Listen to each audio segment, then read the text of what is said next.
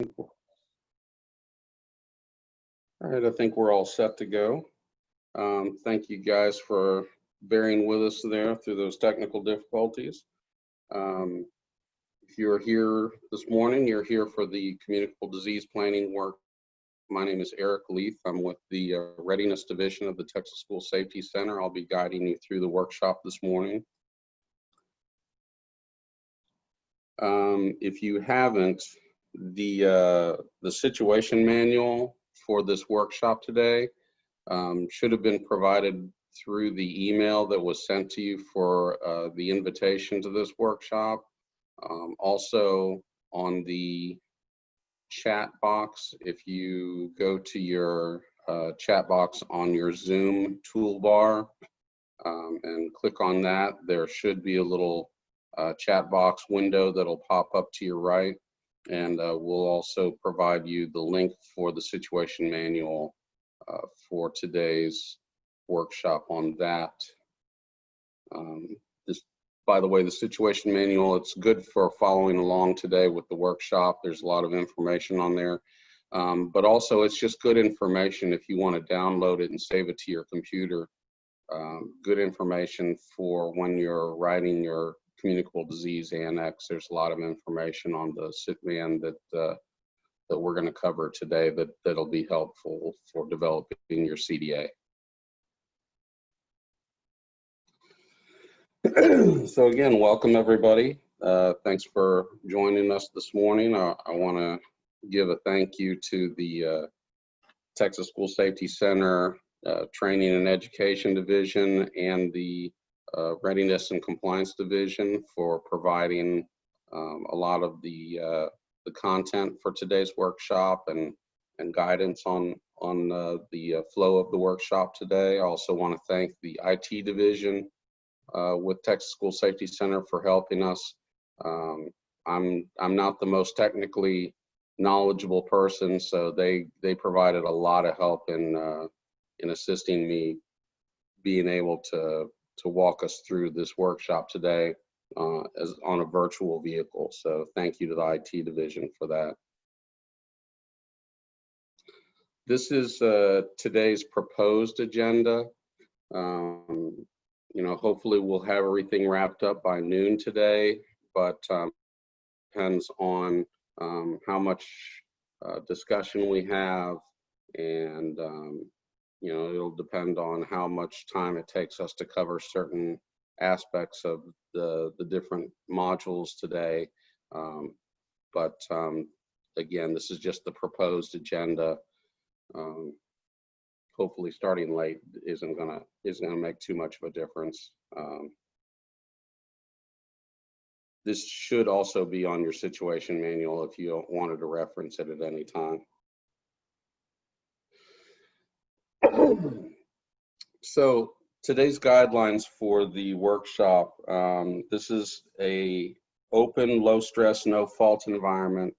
I want to, you know, make sure everybody understands that, you know, please don't hesitate to talk about anything or bring up anything in discussion as far as the communicable disease subject matter goes. We're happy to talk about everything, and in fact, we want to hear about everything. We want to hear about any of your best practices or lessons learned that you've experienced during the COVID-19 event, and that'll help us all as a whole, you know, and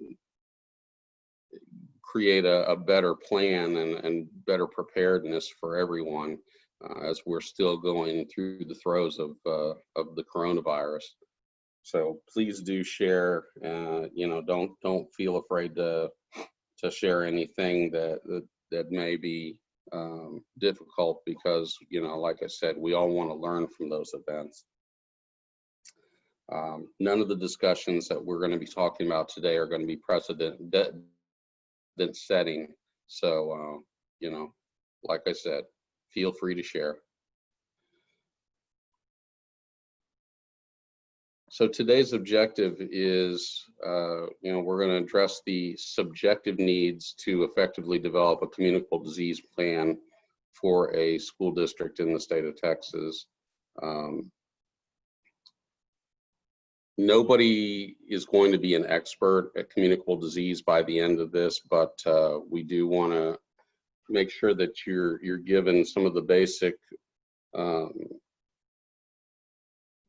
format of the actual plan. You know, things that you'll want to follow as far as planning goes. You know, kind of think of this as a Build-A-Bear workshop. You know, we're gonna give you all the threads and buttons and all of the different fabric and everything to build a bear. And at the end of the workshop, everybody's bear may look a little different, but hopefully we've given you all the materials that you need in order to build a basic communicable disease plan at the end of this workshop.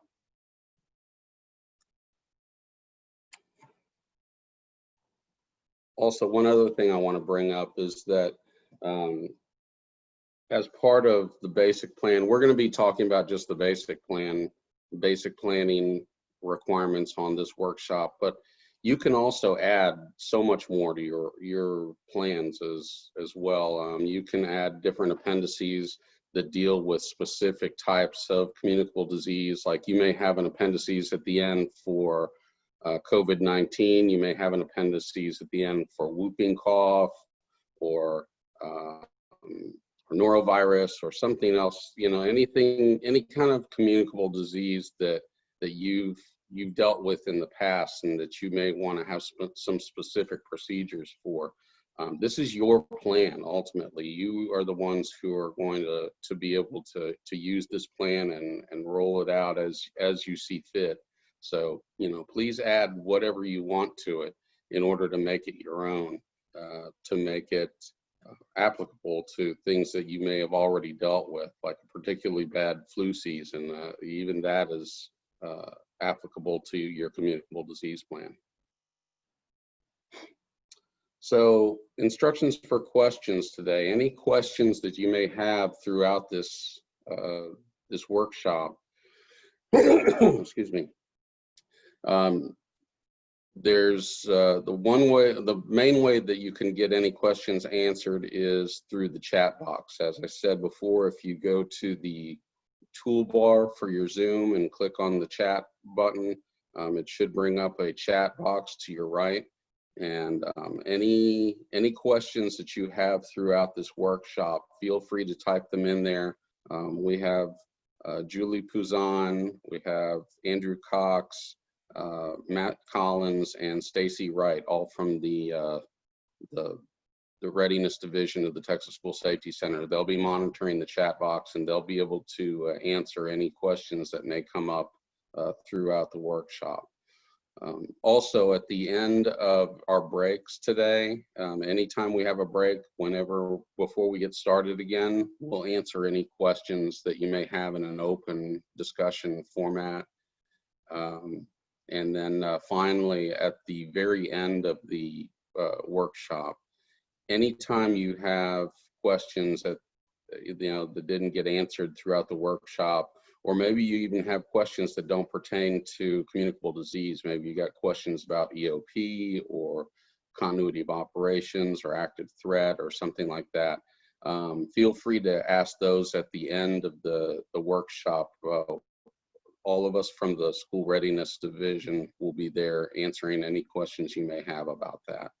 And then finally, at the end, I'll give you an email that you can email us if you had some questions that came up that you didn't get answered during the workshop. We'll make sure you have some sort of vehicle to send in questions so that we can get them answered for you. All right, so let's go ahead and get started with Module 1, which is just the communicable disease overview, talking about what communicable disease is. Got a poll question for you. Before the COVID-19 event, did your district have a communicable disease annex in place?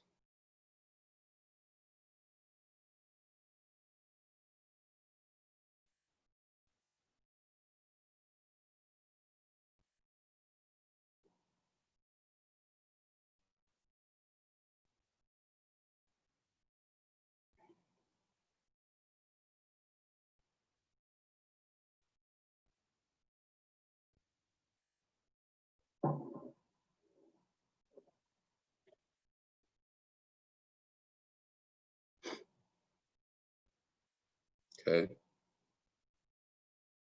So that's good. Out of 17, 18, it looks like actually 7 had some sort of communicable disease annex or communicable disease policies in place, and that's actually encouraging. From some of the plans that we've reviewed, we've noticed that a lot of the communicable disease plans are the ones that from the template we just put out when COVID-19 was first introduced to us. So I'm guessing some of you may have had those plans in place since 2009 when H1N1 came out and threatened our communities. So that's usually where most of them came from. So let's go ahead and move on.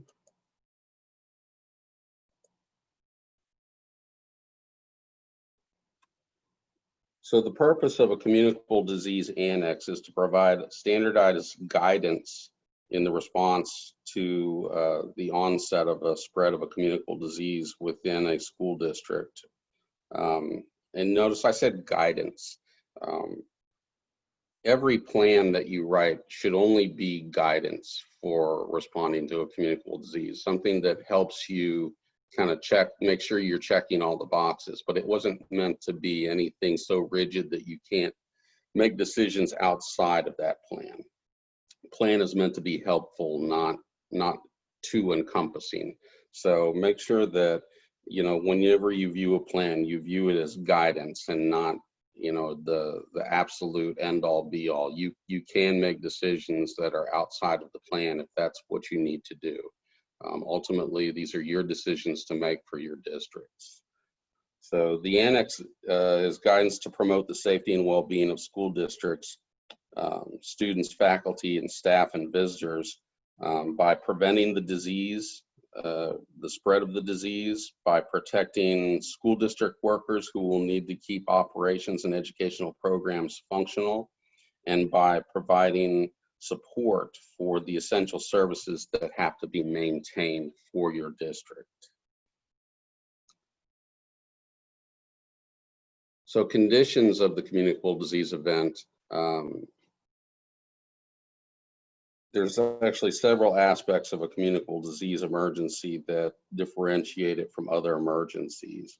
So the actions and responsibilities outlined in your annex may be based on a few of these bullet points. Could be based on the current threat of the disease in the world, region, state, or your local area. I want to point out that not every single disease is going to reach the pandemic level. Some of it, in fact, most of the time, whenever you deal with a communicable disease, it's more likely going to be something that's very localized, and it's something you're going to have to work directly with your local public health entity for. So right now, of course, we're dealing with a full-scale pandemic that we haven't seen since 1918. But just keep in mind that the majority of the diseases that we deal with, they're going to be very localized, and they're going to be something that just affects our district or our community. Unique nature of the disease, including the incidence, morbidity, and mortality of the disease. The novel nature of the disease pathogen, and when I say novel nature, I mean the how new it is to the human body. Most of these large-scale diseases that come from pandemics are going to become somewhere from that originated in animals and passed to humans. And what that basically means is that the human body does not have the antibodies to fight that disease, and that's why it hits us so hard. That's why things like H1N1 and coronavirus have hit the human body so hard and so quickly and so distinctly, is because our bodies were not designed to fight off that particular disease because it was originated in a different species.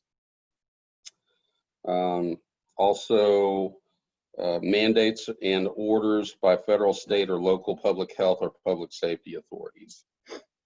And when I bring that up, I'm going to stress throughout this workshop that make sure that everything that you do when it comes to communicable disease, that you are working with your local public health authority. If you haven't already, please, make an appointment with your local public health authority. Make sure you have their number on your phone or in your Rolodex or wherever you keep your numbers at. And make those relationships before you even have a disease outbreak, because they're the ones that can tell you if something is coming. They're the ones that can tell you how to prepare for it, how to prevent it. And of course, once it's been exposed to your community, the local public health authority can tell you how to respond to it and can help you make those decisions. So make sure that if you haven't already, reach out to your local public health authority in your district and establish that relationship. Make sure that you've talked to them and you've gotten some information from them as far as how to prepare for things like that. So talking about the difference between outbreak, epidemic, and pandemic. Essentially, the definition for all three of these are the same. They're all an increase, often sudden, in the number of cases of a disease above what is normally expected in that population in that area. Again, sorry, I got some coughing in the background. It's an increase, often sudden, in the number of cases of a disease above what is normally expected in that population in that area.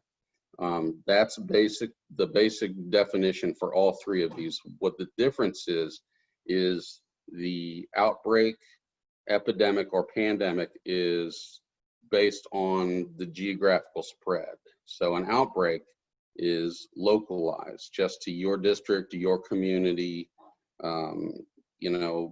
one county or several counties. An epidemic would be something that is maybe statewide or multiple states. And then, of course, a pandemic, which is what we're dealing with COVID-19, is something that is across an entire country or multiple countries worldwide, so to speak.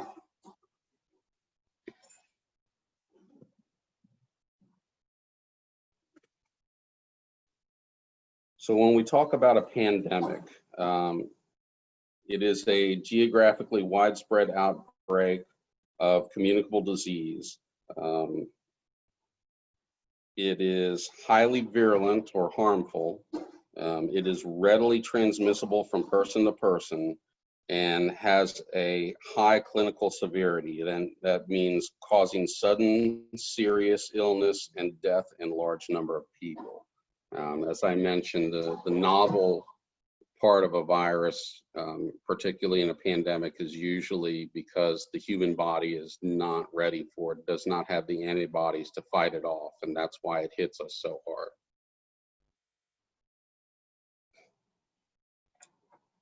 So let's move on to Module 2.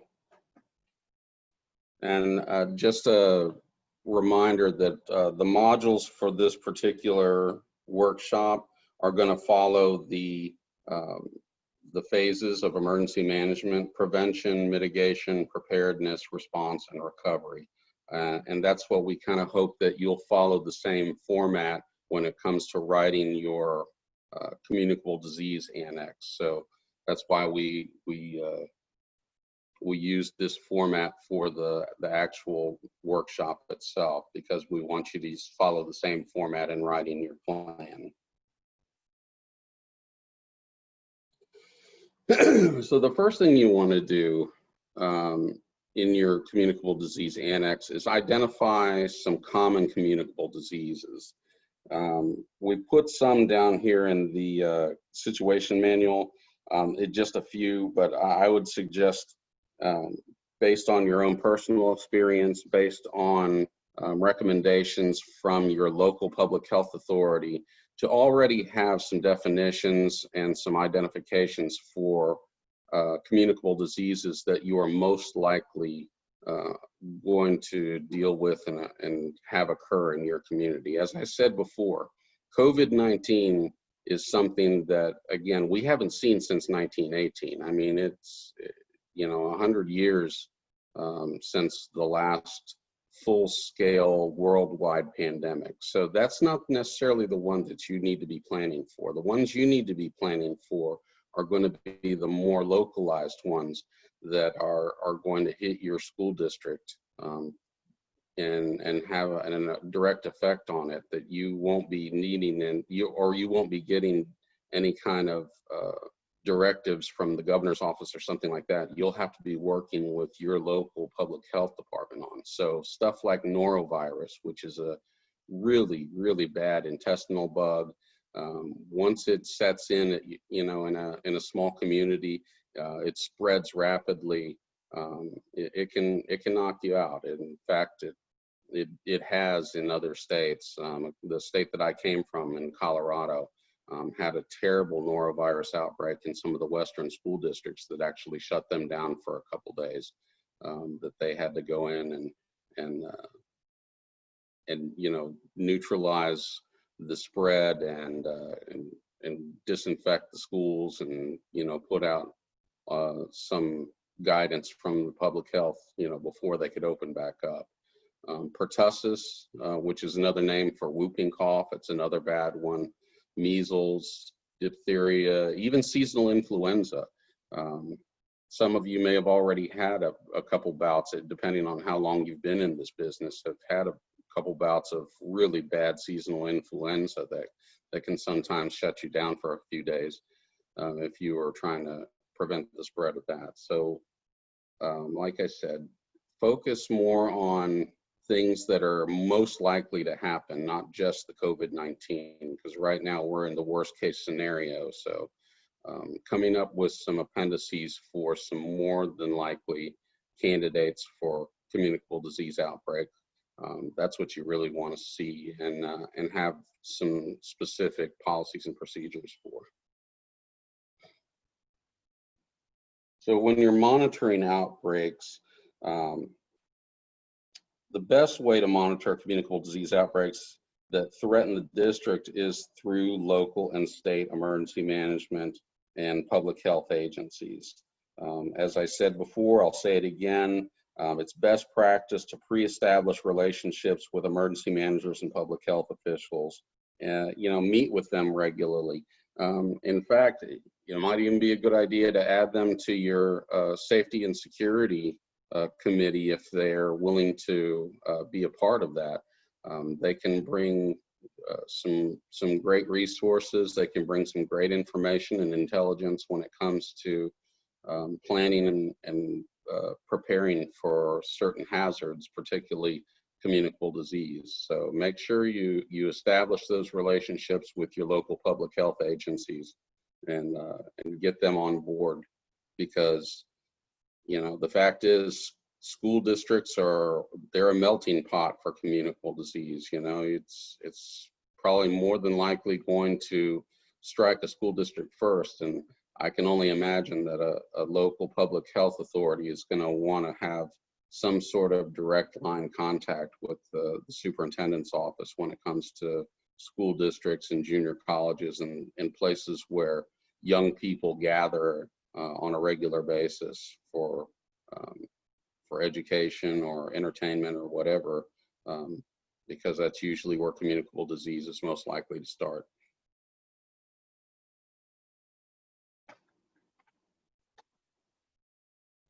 So when we talk about health policies,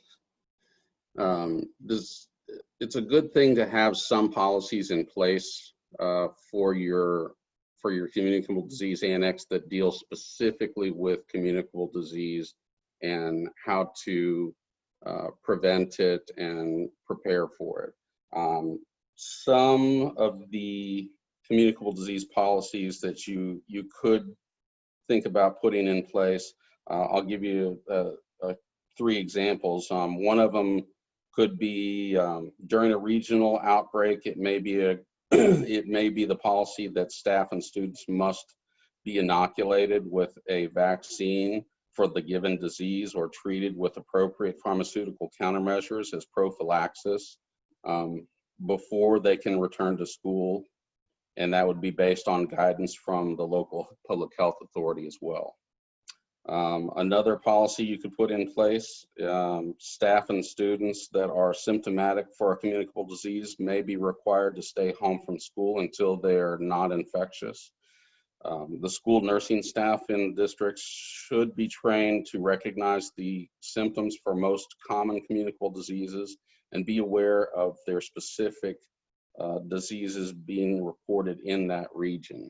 And again, that goes along with those pre-established relationships with the local public health authority. The school nurse should probably, anytime there's a public health alert going on in a community or in the state, school nurses should have some sort of guidance already from the local public health authorities on what to be watching for.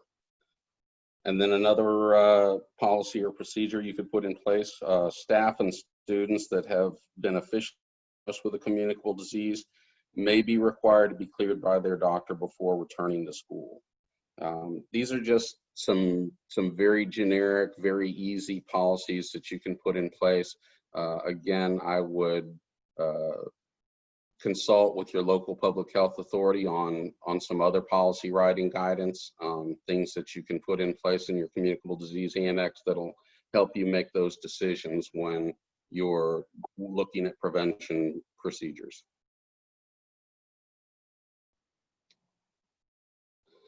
So this isn't necessarily part of your Communicable Disease Annex, but it's good information to know when you're talking about any kind of disease outbreak. There are two different types of interventions that you're going to hear about pretty often during a communicable disease outbreak. That's pharmaceutical versus non-pharmaceutical interventions. Pharmaceutical interventions are things like vaccinations, medical treatments,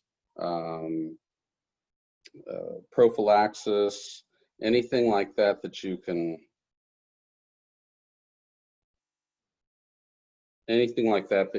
think of that requires some sort of intervention that has to be done by a doctor or clinical staff. Now, non-pharmaceutical interventions are things that the district can actually focus on. You can promote hand washing, promote and provide policies on social distancing, promote and provide policies on personal protective equipment that has to be worn. Those are all non-pharmaceutical interventions. So just for your own knowledge, you're going to hear, pharmaceutical interventions versus non-pharmaceutical interventions anytime you deal with communicable disease.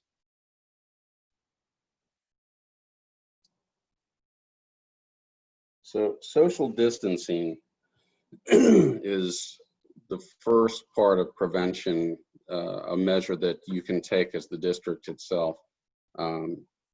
Things like student-teacher ratio, personal protective equipment like face coverings, reducing of class size, staggered attendance, and even classroom lunches, actually not allowing lunchtime in a combined area, but having students eat their lunches at their desks.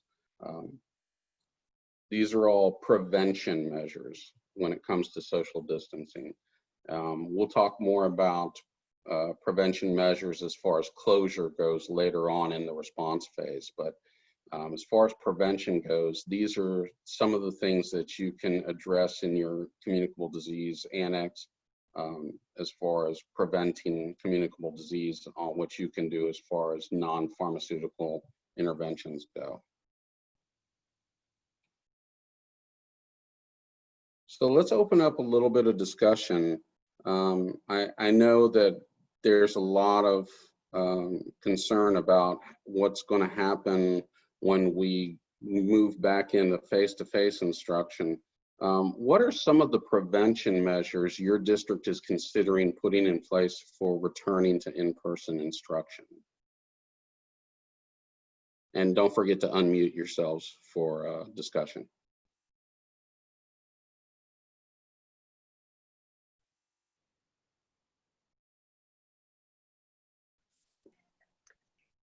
We're having some staggered lunch periods. We're a small school, so we normally have everyone at lunch pretty much at the same time. So we're going to be doing some staggered lunch periods and spreading them out in the lunchroom, and limiting the number of classes that go to recess at the same time and that type of thing. Okay. What we're doing is having lunch in the classrooms. We're having designated doors around the campus for entry. When buses release in the morning, we'll have students release from the buses staggered. We'll have the walkers come in at a different door and parent drop-offs at a different door. We're doing screening protocols in the morning. And of course, face coverings for students, staff, and visitors. Students and staff, while walking in the hallways, will be required to wear the face coverings. We have installed sanitizing equipment in every classroom for students and staff to use. We've recognized that door handles are probably the dirtiest things on a campus. Multiple people put their hands on door handles, and so it's very important that hands are washed when entering and exiting any room. So we've done that, and we've decided to, on the very first day of school, instruct every student and staff on the proper hand washing techniques. Of course, that's in addition to, the social distancing and disinfecting the campus every single day. Just to piggyback off of what George said, we're an older campus and a small campus, and we still have lockers. We are no longer allowing locker use because that's not allowing students to social distance appropriately. We're also staggering our transition times because our hallways tend to get quite full. And so we're staggering our transition times between classes. George kind of alluded to this. We're also having a gel in, gel out method for each classroom. They gel their hands with disinfectant as soon as they walk in, and then of course before they leave for the day, or for the leave for the classroom. We're also providing some Clorox wipes. As students enter a classroom, we're asking them to take one and wipe down their desk and their chair area, just to try to help mitigate the situation. That's excellent feedback. The one thing I do want to echo what both George and Susan said was the wiping down of surfaces. You're absolutely 100% correct. Is that excuse me, door handles, stair rails, and desktop surfaces are probably the dirtiest things that you've got in your schools, and that's really what it is that spreads the disease of some kind of communicable virus or something like that. And I know the campus that I came from before I came to work with Texas School Safety Center, we identified that, yeah, I mean, if we hit anything the hardest as far as disinfecting goes, it has to be door handles, stair rails, and desktop surfaces, because that's something that gets shared among every single student, every single staff member, every single visitor that comes in and out of our facilities. So I'm very glad to hear you guys talk about the disinfecting of those particular surfaces. Any other prevention measures that anybody else is doing?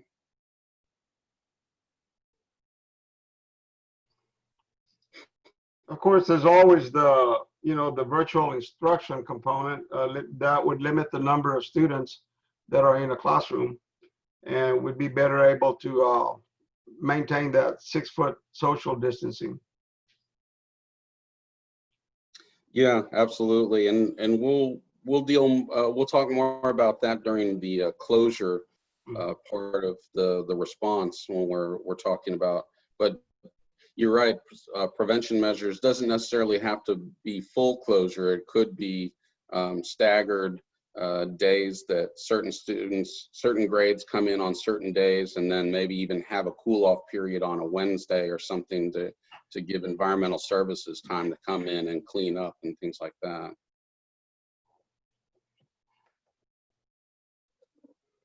Okay, excellent.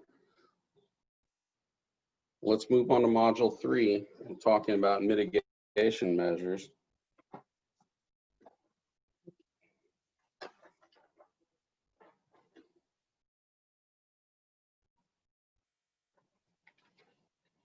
Okay,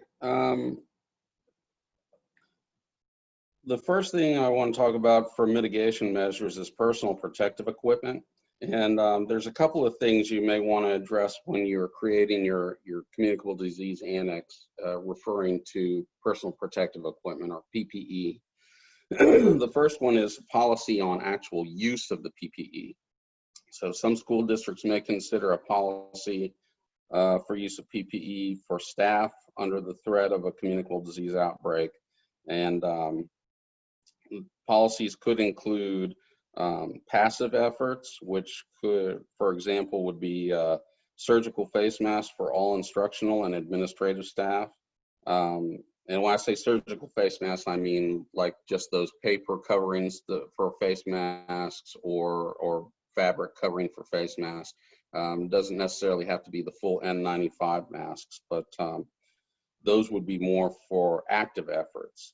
When you're talking about full breathing, hand and eye protection for clinical nursing staff and housekeeping staff, the folks that are really on the front lines of either seeing people that are symptomatic, or dealing with cleaning up and disinfecting of contaminated surfaces. Those are more active efforts when it comes to wearing personal protective equipment. And then, of course, preventative efforts, when you're dealing with a student or staff that enters the school that are actually presenting respiratory illness symptoms, making sure that they wear surgical face masks so that they're not spreading it until they can be sent home, because you may want to have a policy that we already addressed. You may want to have a policy that says that student staff that can't come in showing symptoms of a communicable disease need to go home. They don't need to be coming in and spreading it to other folks in the district. So the other thing that you need to probably address on your Communicable Disease Annex when it's talking about personal protective equipment is an actual stockpile. And this is something that we've probably never had to do before, but it is something you'll have to address. So, for example, if personal protective equipment is required, the district would need to establish a stockpile in order to ensure proper supplies for district staff during the threat of an outbreak. This would then result in the need for a plan to be created to inventory your PPE. And that's why I said, you may want to add this to your actual Communicable Disease Annex, because it'll give you a little bit of a checklist that you can follow along with as far as inventorying PPE, that something you've never had to do before. And one of the main reasons that you want to inventory it is not only just to make sure that there's an adequate number of supplies for staff and students, if you are providing for students as well, but also a lot of this PPE and a lot of this disinfecting equipment has expiration dates. And so you want to make sure that you're monitoring the expiration dates so that you're using that first before the older or the newer stuff that comes in, so that you establish kind of a first in, first out use for personal protective equipment and disinfecting equipment. Okay, so When it comes to disinfecting and decontamination, there's three different sets, three different definitions of it. Cleaning is one definition. That just removes the germs.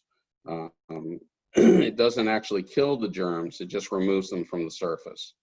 Disinfecting is what you would use an actual disinfectant or some type of chemical that kills the germs itself. And then sanitizing, it lowers the number of germs, but doesn't actually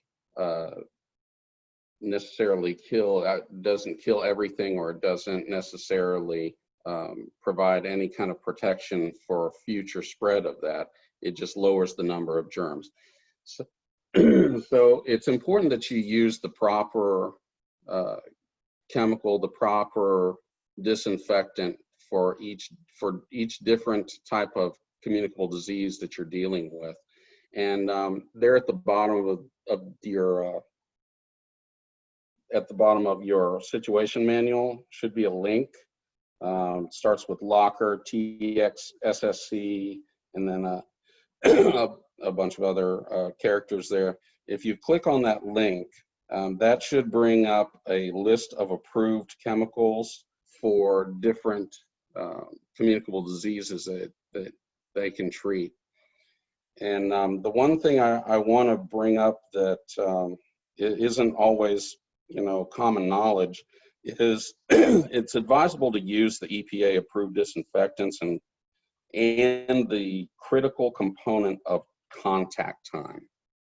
When I say contact time, that means how long that disinfectant or that chemical has to stay on a surface in order to fully kill the bacteria that you're trying to treat.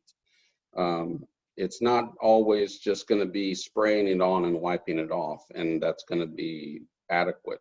Sometimes you're going to have to spray on a certain type of agent and leave it there for 30 seconds or 2 minutes or 10 minutes, depending on what you're actually treating.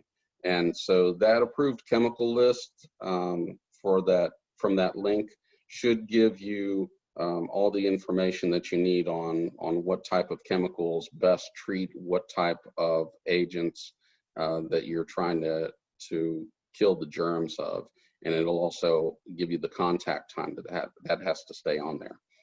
And of course, for any other training or education that comes from actual disinfecting surfaces, you can, again, reach out to your local public health authorities.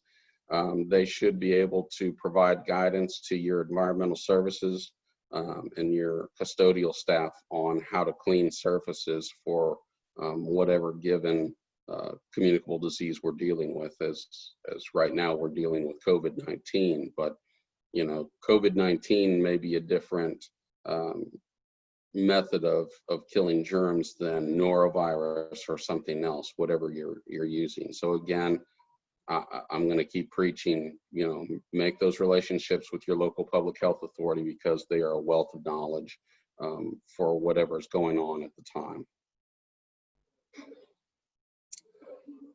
So building and equipment surfaces. Part of mitigation is making sure that you're looking at all the factors as far as prevention and protection against a certain hazard goes. And so one of those that we want to look at are surfaces that are easily cleaned. Those surfaces should be smooth, non-absorbent, and again, very easily cleanable. So it's not just a matter of ordering supplies, although that is part of it. So like when you're ordering supplies, try and order supplies that are easy to decontaminate. Like if you were ordering clipboards, instead of using those press board clipboards, maybe order clipboards that are plastic. Instead of ordering wooden rulers, order the plastic rulers, things that are easy to clean and so on. And that also pertains to when you're doing renovations and new construction at your school. When you've got a committee that talks about, the design of that particular areas that you're doing that. Maybe look at surfaces that are high traffic areas. Use surfaces that are easy to clean, are non-absorbent. The materials you're really looking at are sealed concrete, plastic, metal, and polymer sealed wood. Those are easiest to disinfect. So, you know, when you're designing a certain hallway, maybe instead of rough brick, use some of the, you know, design in some of that, the material that I just brought up, that's smooth and non-absorbent, easy to clean. Same thing with stair rails. Instead of using wooden stair rails, maybe use stair rails that are polymer coated, or steel, or, you know, stainless steel or something like that, that again, easy to clean. So, but as we mentioned before, anything that's high traffic and gets touched a lot, stair rails, door handles, hallway walls, surfaces of desks, things like that. These are all things that, you know, you want to keep in mind for communicable disease, on how to best clean them and easiest to clean. Okay. So yeah, we've been going for close to an hour now. Let's go ahead and take a 10-minute break. And when we come back, we'll start out with Module 4. We'll also answer any questions that may have come up during the first couple of modules.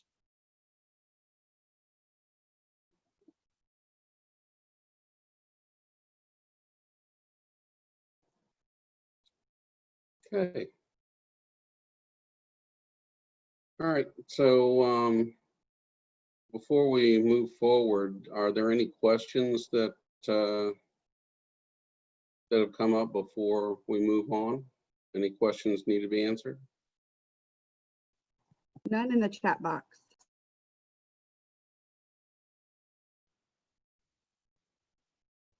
Anybody out there have any questions they want to answer? Okay, we'll go ahead and jump into Module 4. Talk about preparedness measures.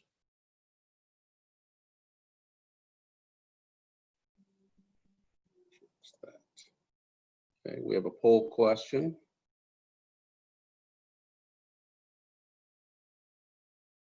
So, has your district coordinated with your ESC and surrounding ISDs in this this current event, this pandemic?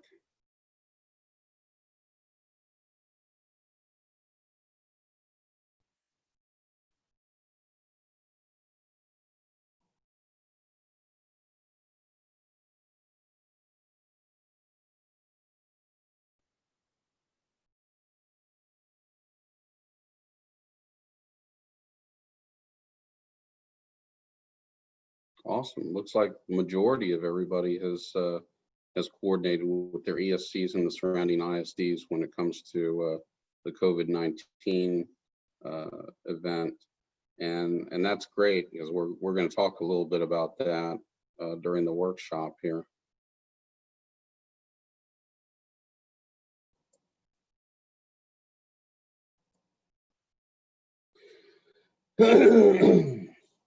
So, whether it's under a current threat of a communicable disease, or whether you're preparing for a future outbreak,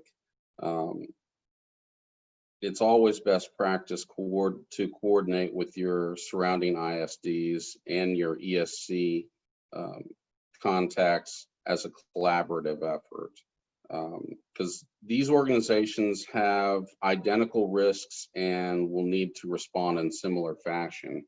You know, it's always best to have more than one idea floating around when it comes to preparing and preventative and mitigation measures, especially with the COVID-19. I mean, we saw that coming from, you know, several countries away, even though it still hit us pretty hard and pretty quickly. When you've got a current communicable disease threat, you know, don't hesitate to reach out to your ESCs, and even to your neighboring ISD school districts, you know, and let's say you've got a pertussis outbreak in your school district, and you reach out to whoever your next neighboring ISD over is and say, hey, you know, we've got a little thing of whooping cough that's broken out in one of our schools. Have you had this happen before, or are you having it happen now? And even if they aren't having it happen now, it's just a good idea to let them know, say, hey, by the way, we've got this outbreak. This isn't something, you know, communicable disease isn't something that just usually stays right where it's at. I mean, that's one of the problem of communicable diseases is they spread. So, you know, even if you reach out to them for, you know, some advice, or you're just reaching out to them to give them a heads up that it could be coming their way, one way or another, partnerships are always a great idea, and actually collaborating with your local ISDs and your local ESCs to get more than one idea on the table when it comes to preparing for something or responding to something, because you know, we're all in the same boat together, unfortunately, when it comes to communicable disease.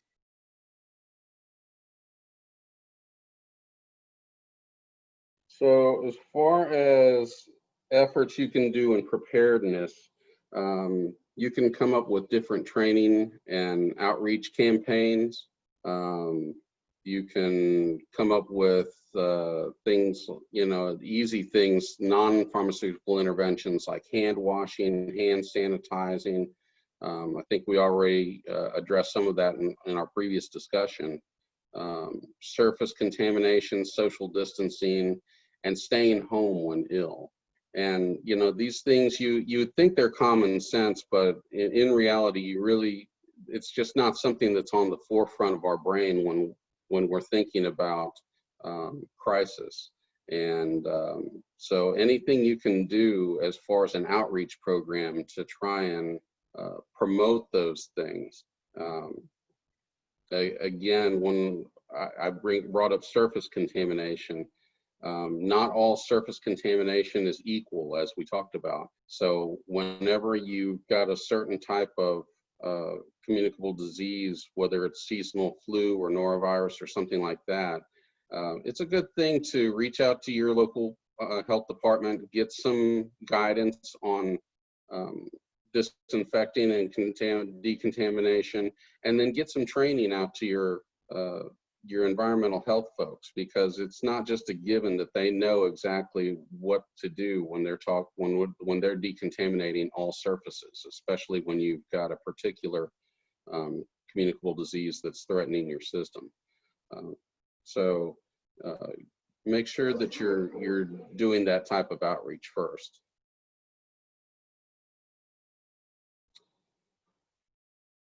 So one of the biggest things for preparedness as far as training and exercise goes is, you know, you want to be, you can have the best plans in the world. I mean, you can go out to a contractor and spend, you know, tens of thousands of dollars to write all these different response plans, and they're beautiful and they're color coded, and, you know, they're all bound, and you've got them all on the shelf and they're great.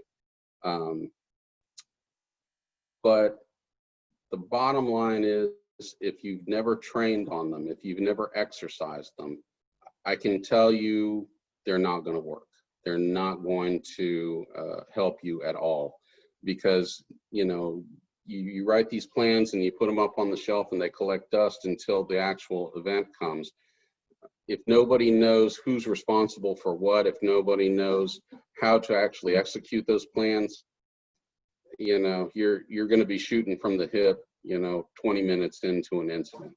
So what I can definitely recommend to you is, just from my personal experience, is, you know, again, I'm going to beat this dead horse. Make sure you're reaching out to your public health authorities before the actual event happens. Reach out to your local city or county emergency managers and ask them, say, hey, what kind of exercises are you guys doing this year?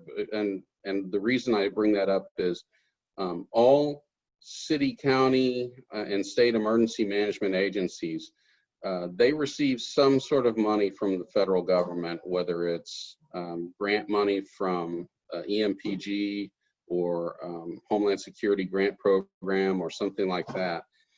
That money requires them to do exercises every year. They have to do at least one exercise every year just to satisfy those grant requirements.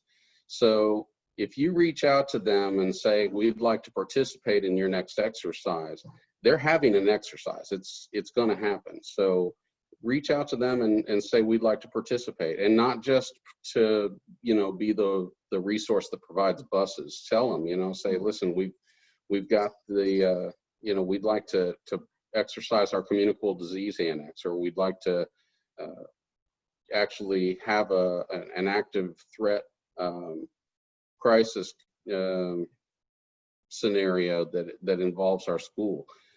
So work with them on that. And I will tell you, as a former emergency manager, I loved it when my stakeholders reached out to me and wanted to participate. To me, that was like, all right, more people to come to the party. That just meant that I could make my scenario that much better and that much more comprehensive, so that we were able to actually do a realistic exercise. So please do establish those relationships and reach out to them and tell them that you want to participate in training and exercise. Particularly training, there's a lot of federal training that's available to local stakeholders that emergency managers, local and county emergency managers, can help you guys get signed up for. Some of it is online. It's all free. Some of it's online. Some of it may be coming to the area from FEMA or TEACS or one of the other members of the National Response Collaborative.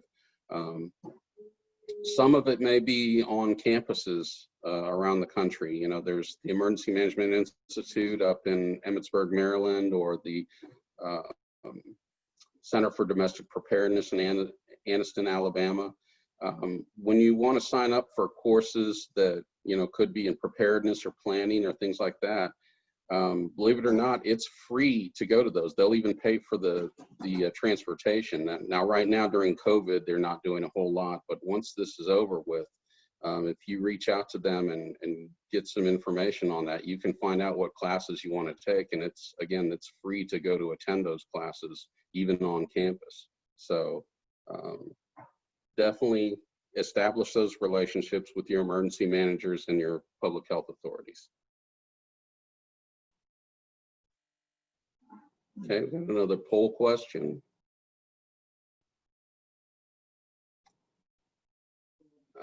Do you know who the local health authority is for your ISD? Have you established that relationship yet?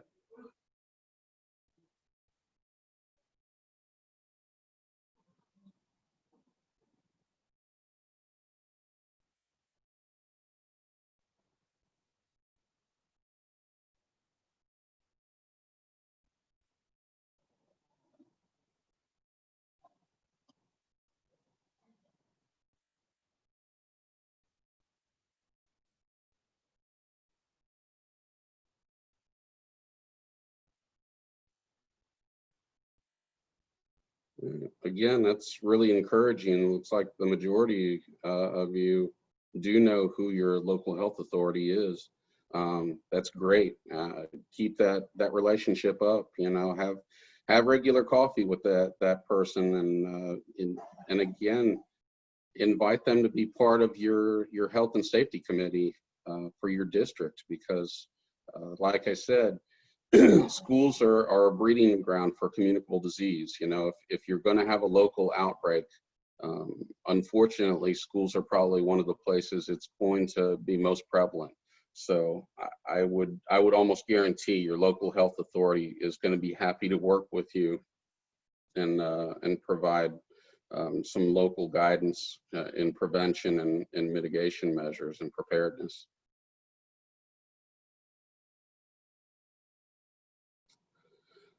So communications is a huge part of any crisis.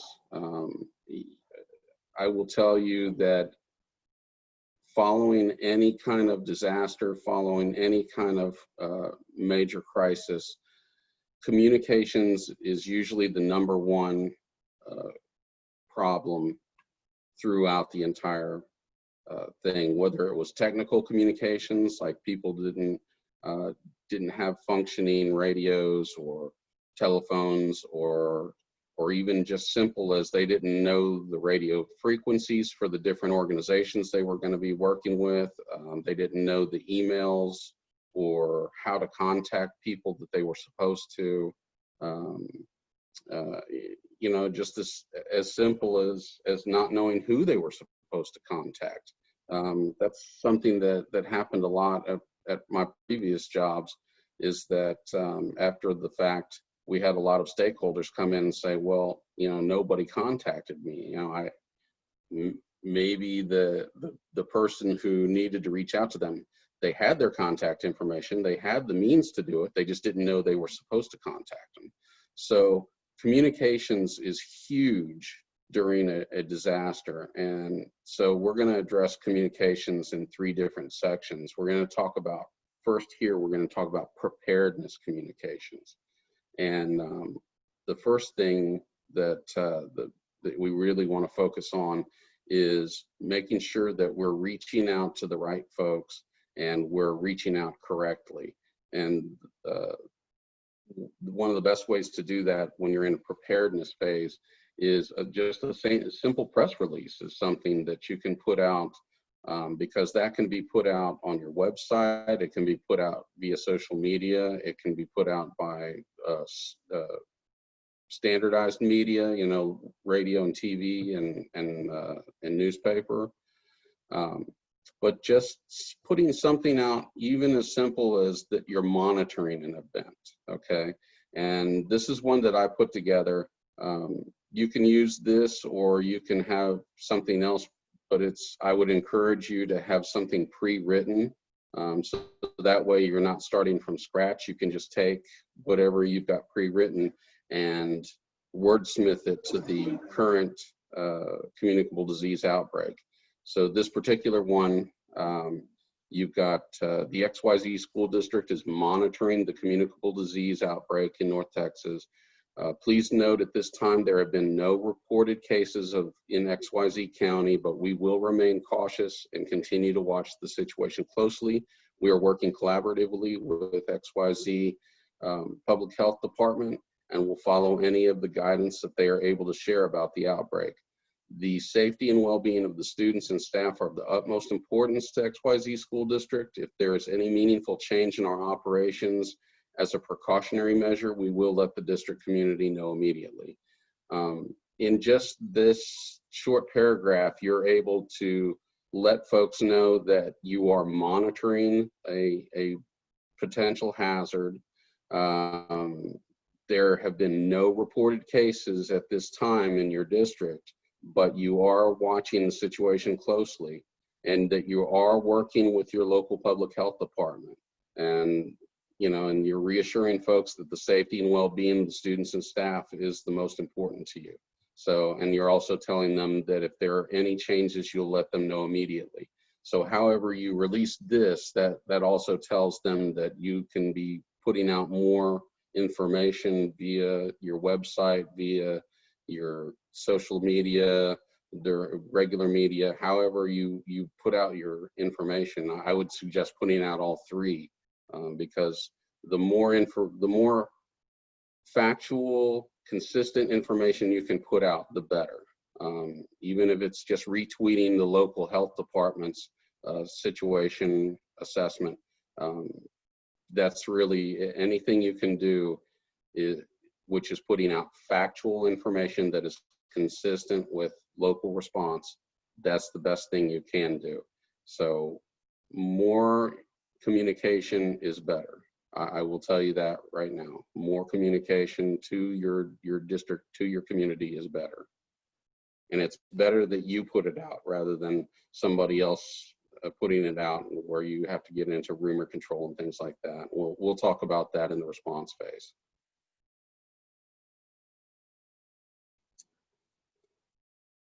Okay, so responding to a communicable disease, the very first thing you're going to want to do is you're going to want to identify that initial identification.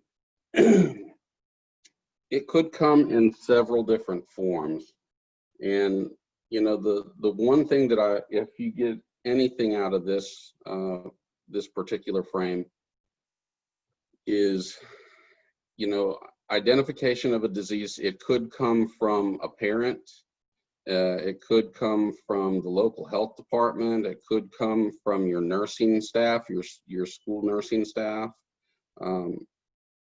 What I want you to take away from this is, regardless of where it comes in from, the initial notification, regardless of where that comes in from, the two entities that need to be talking to each other is your local health department and your superintendent's office. No matter where it came in from, no matter who reported it, no matter what the disease is, if it's a reportable disease, your superintendent's office must be talking with your local health department. Those two entities need to be in constant communication, because that's where you can come up with, first of all, you can confirm whether it's a, you know, it is a outbreak, it is a reportable disease, it is something you need to take action on. The health department's going to be able to give direct guidance to the superintendent's office on what needs to be done, where it needs to be done. You both can be talking about actions that need to be taken, whether they're just prevention actions, whether they're just simple disinfecting and making sure that any students or staff that have been exposed are getting tested. You know, just any kind of things that need to be done. The two entities that need to be talking together are the superintendent's office and the local health department. And again, that's why that relationship, that pre-relationship is so important, because that's probably not the first time you want to be talking to somebody. You know, instead of calling around and saying, am I talking to the right person? We've got this outbreak at the school. You know, it's so much easier to just pick up the phone and say, you know, Sharon, hey, this is Eric over at the school district. I think I got a problem. I need your help. You know, that's so much easier of a conversation to have if you've already have a pre-established relationship with that particular entity. So when you're confirming a public health incident, the first thing you're going to, you know, find out is the etiologic agent. What is the disease? What is the virus? What is that bacteria that you're exposed to in one of your campuses? You know, the next thing you want to find out is the size and composition of the population that's been affected. You know, is it just a couple of people at your district? Is it everyone at your district? Is it, you know, is it a big part of the community that your district sits in? You know, who has been exposed? How large is that exposure? And what needs to be done? Another thing that can help you confirm a public health incident is previous occurrences. You know, if you've had pertussis before, then you probably know what it looks like, even if it's just 1 or 2 cases. You know, it's the earlier you can identify that and start talking with the health department about it, the better.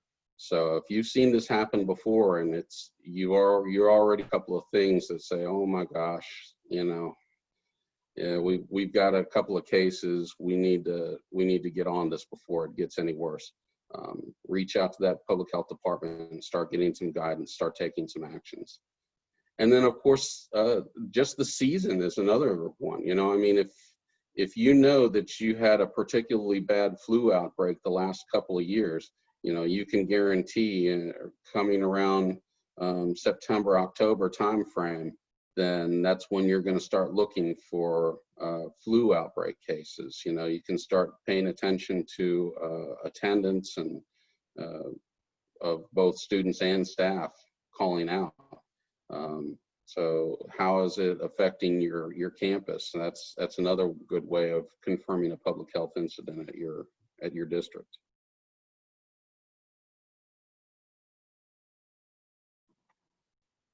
So coordinated response. And again, just beating that dead horse, you know, make sure that you are working with your local health department. Something that you can put in your Communicable Disease Annex is who is responsible for certain decisions that need to be made, you know. Who has the authority to quarantine or isolate persons, who has the authority to declare emergencies in your community, who has the authority for school closures or alterations of schedule. A couple of those you may not have any say in, you know, the quarantine and isolation and the emergency declaration. However, that's a very good thing to put in your plan so you at least know who is responsible for that. You know, if it's not you, who is it? Is it the local judge? Is it the local emergency manager? Is it the, you know, local county administrator or city manager? So these things are just this is good information to have in your plan so you at least know who's responsible for quarantine or isolation and emergency declarations, even if it's not you. And then of course for school closures and alterations, it's good to have that information in there because, you know, you may need to act quickly. You may not have time to wait for guidance from TEA or, you know, the governor's office or something like that. So this may just be something it's a local quarantine and a local outbreak, and you need to work with your local health department to make that decision. And the health department may not want to commit to something like that yet. Maybe the school administrator finally says, you know what, I'm going to have to make a decision here. And so put down in your annex who has the authority to make alterations, and not only who has the authority, but who has the backup authority as well. What's that line of succession as far as, you know, if your superintendent is on vacation while this happens, or maybe the superintendent is sick. You know, who's the person who makes the decisions when they're away? Put that in your plan as well. Always good to have a line of succession for people who are authorized to make decisions like that.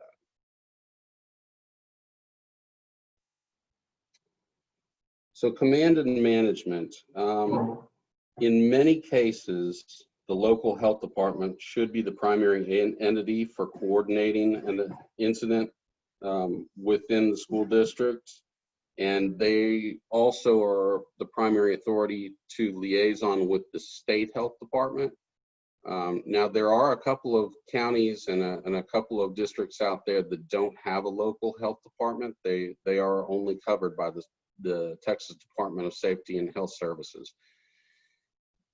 Again, reach out before the incident happens to find that out. You know, that's another thing you don't want to find out is when you've got a local communicable disease outbreak and you start calling around and realize you don't have a local health district. It's just the Texas Department of Safety and Health Services. You want to reach out to them and first, and at least get a phone number of somebody who's going to be the person from the state who's going to be that representative for your district. The other thing that I want to bring up about command and management is whenever you have a crisis, such as a communicable disease outbreak, sometimes it's good to delegate that authority to somebody else, not just the superintendent. I know we like to use the superintendent as the default person that's going to be in charge of everything. But the fact of the matter is, the superintendent is looking at things from a strategic standpoint he or she is trying to manage the entire district and work with the local health department and work with other school districts, work with the ESCs.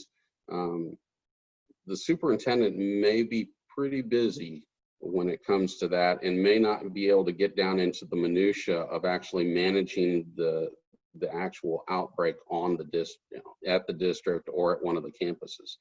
So this may be a good time for the superintendent to reach out to somebody else, the assistant superintendent, or maybe whoever the nurses or medical authority is for the district, to put them in charge of managing the actual incident itself. The things that would be, for instance, coordinating with environmental services for decontamination services needed at the school district, or coordinating with school district support services for any classroom closures or area quarantine needed at the school district. And then also providing district-wide communications notifications, such as support that's necessary to the incident requirements. Again, the superintendent themselves may be, too caught up with other things to manage it down at that level. So you need somebody who's going to manage it at the tactical level. Superintendent can put that person in charge of that, and then they can coordinate together and make sure that they're dotting all the I's and crossing all the T's, just to make sure everything is getting done.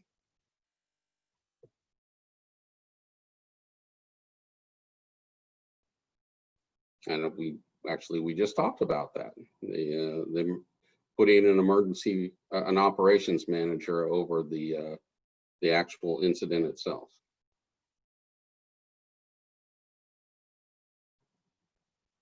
Okay, so we talked about social distancing in the prevention phase. Let's talk about social distancing in the response phase. If we've reached a point of an incident that it is highly infectious disease, some sort of rare viral strain with high rates of mortality, then we may have reached a point where we're looking at closure or at least staggering of different things.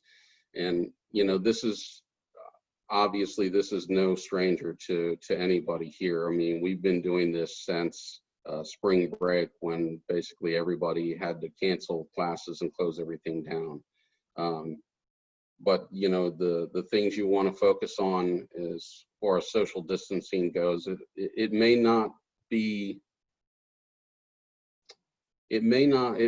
come in phases. You may get something that says now, we're still holding classes, but we're canceling all non-mandatory gatherings. So the first things you may look at is pep rallies, school dances, concerts or band recitals or things like that. The first thing you may do is cancel all that stuff.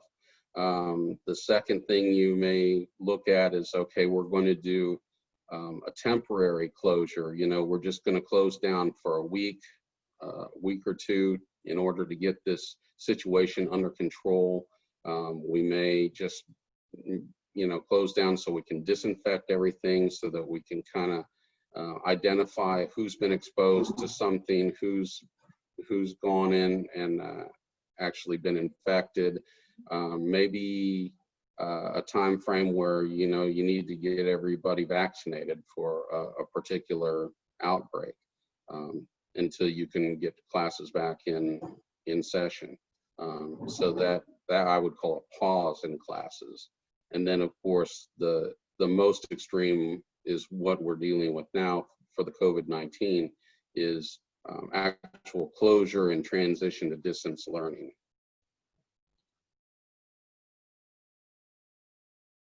So and we're just talking about the Communicable Disease Annex, the plan itself is what I want to deal with on this particular slide. When you're writing your plan for Communicable Disease Annex, The things that I would like you to focus on is that a couple of things. First of all, what is the criteria that'll be met before closure is considered?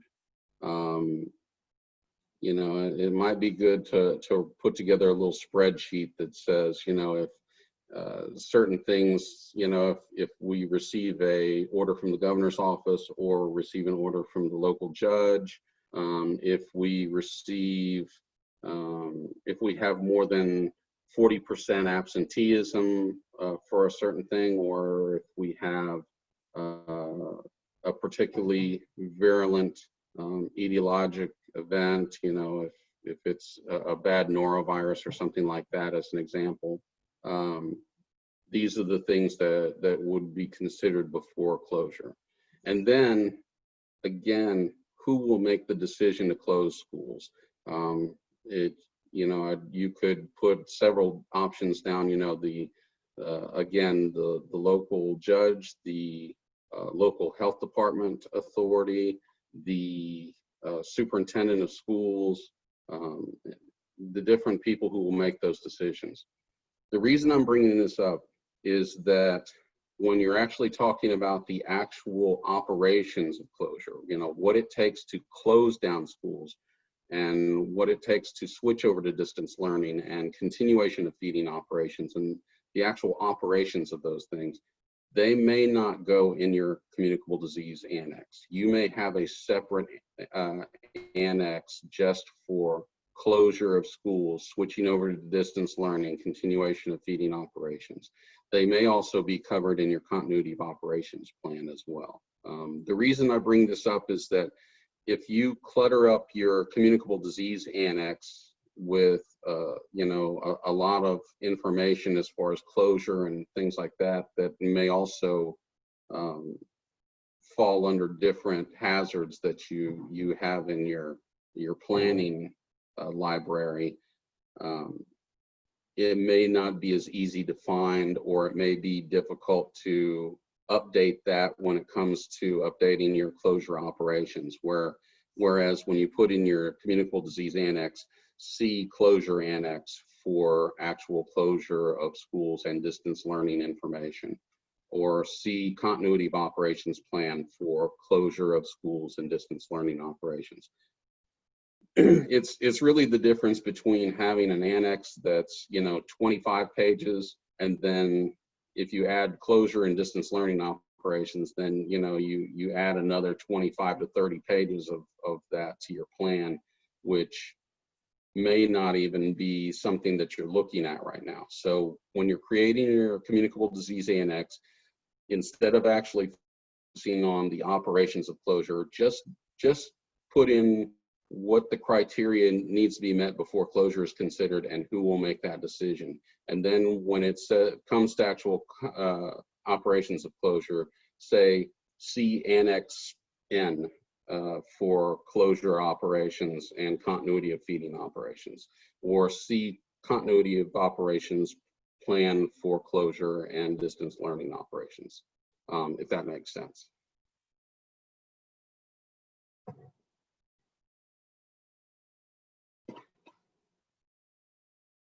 So cleaning protocols. We already touched on this before, but you know, now you're in the response phase. So the procedures for cleaning, disinfecting, and sanitizing for communicable disease in a non-healthcare setting, you know, you want to address increased cleaning that should be activated by the school district and its campus stakeholders upon recommendation from the local health department.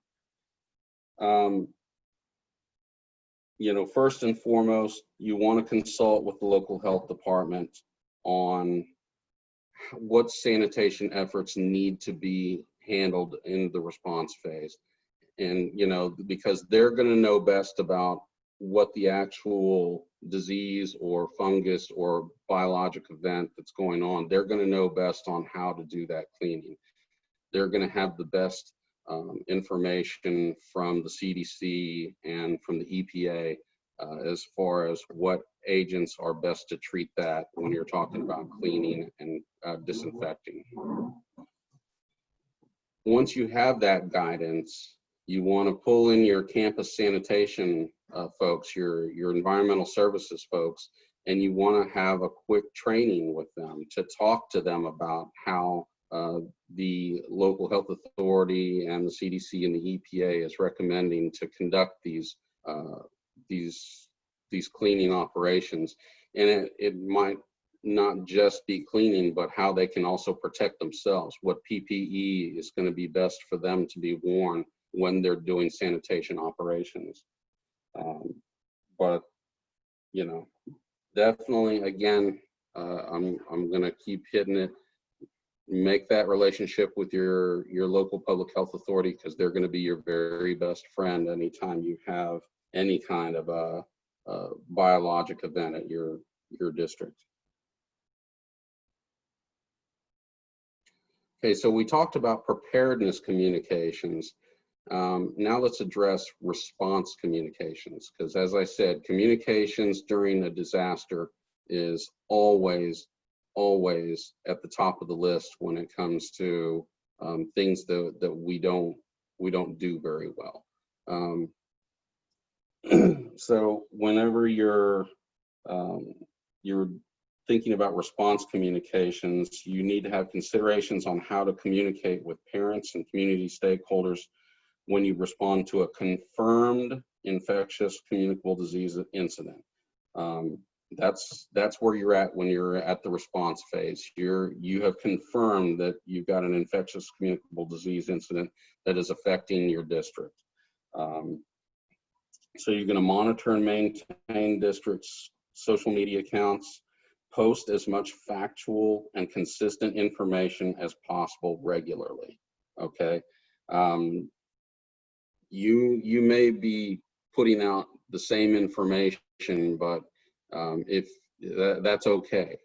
If you're repeating yourself every day on what information you're putting out, if that's the most factual and that's the most consistent information that's going out between yourself and the public health agency for your local district, that's fine. You know, more information is better.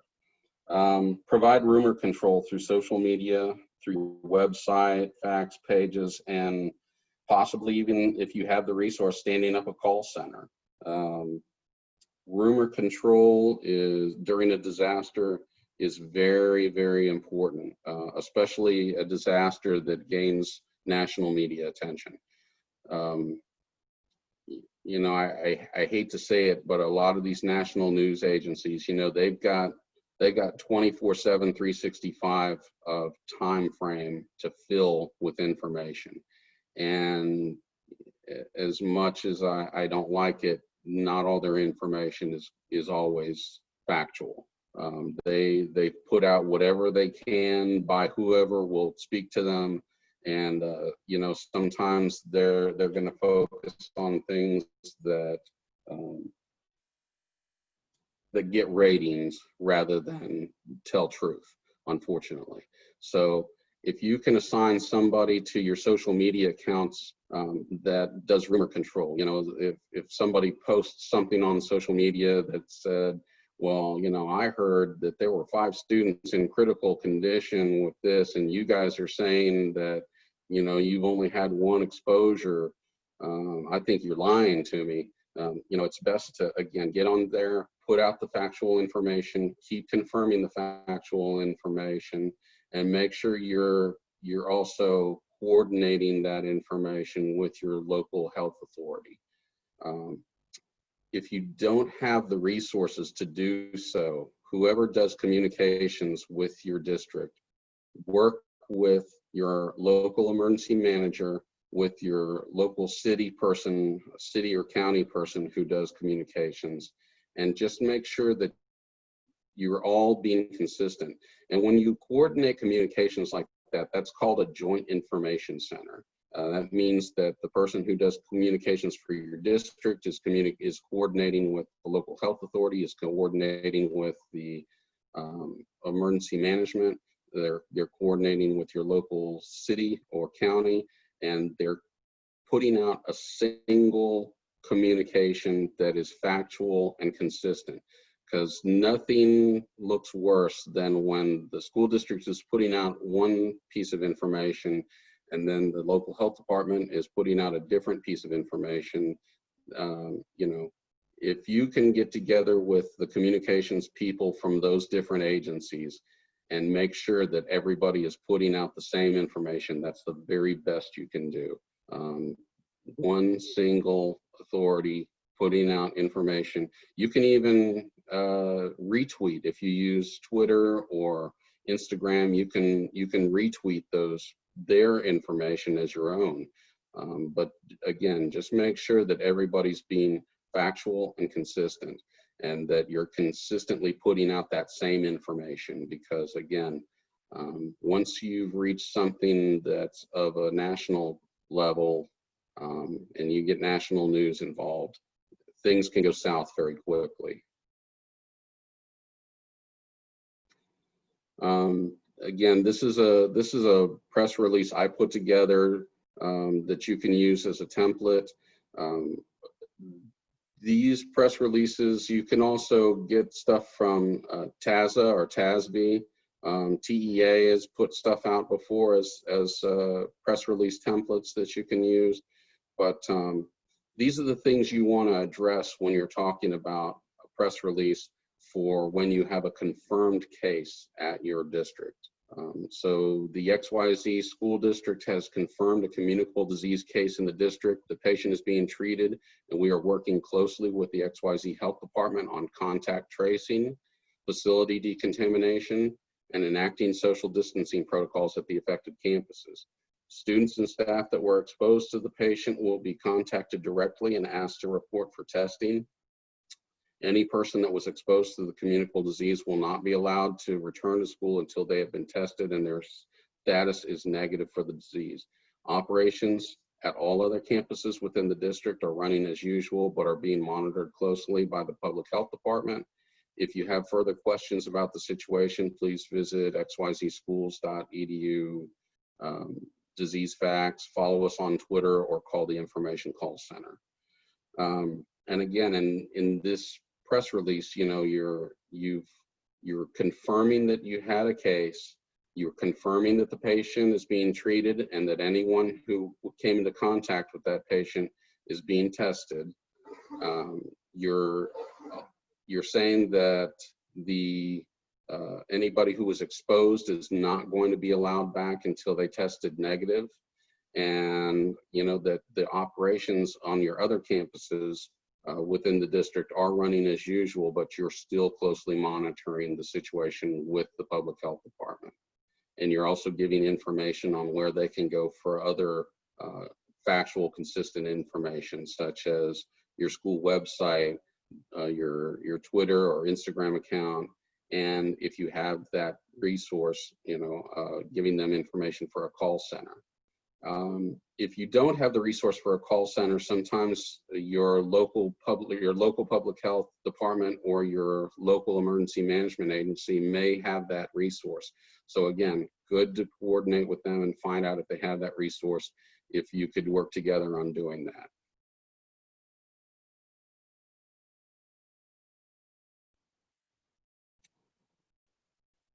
So in response, when you're looking at absenteeism, there's a few things you want to pay attention to. You know, the first thing is you're paying attention to absenteeism, obviously, for a data collection point as to how bad a outbreak is working. You know, if, as we mentioned before, with a bad seasonal flu outbreak, absenteeism may be your bar that you're setting. You know, once we've reached 35 or 40% absenteeism, that's when we start looking at when do we need to close down schools to hit the reset button and get this under control.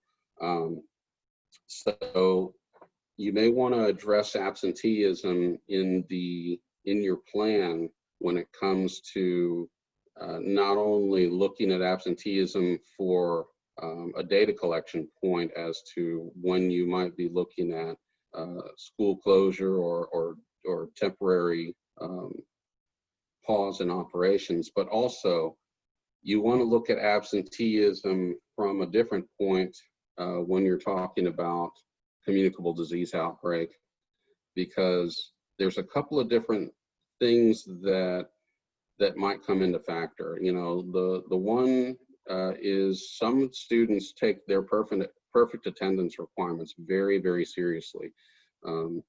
They may have been working very hard to keep their perfect attendance from one year to the next, and they might try and go in even when they're feeling sick.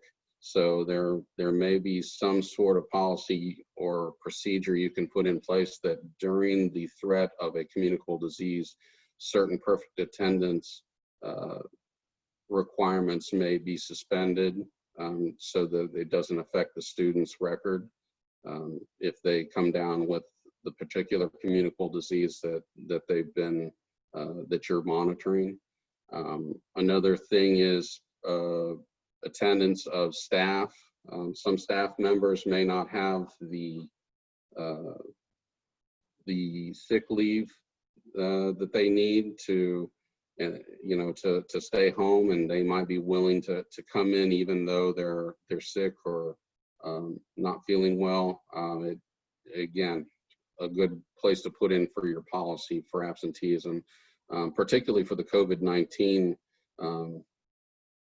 issue that, of course, we've had some federal help as far as absenteeism for people who've been affected by COVID-19.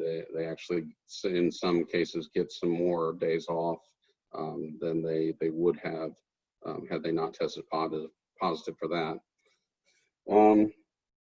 You know, the most important thing, though, as far as absenteeism goes, is, you know, try and base your guidelines on TEA, because I don't want you to to do anything that's going to put you off the TEA policy for absenteeism. That includes absenteeism for when you're doing distance learning, because that right there is a challenge within itself, as many of you already know. You know, how do you take roll for a distance learning class or something like that, especially one that isn't done during by virtual learning by internet. You know, if you're doing the packets, the education packets that you're sending home and going back, you know, how do you count absenteeism for that? That's another policy that you may want to put in place for your Communicable Disease Annex. These are all things you want to think about when it comes to absenteeism during a communicable disease event.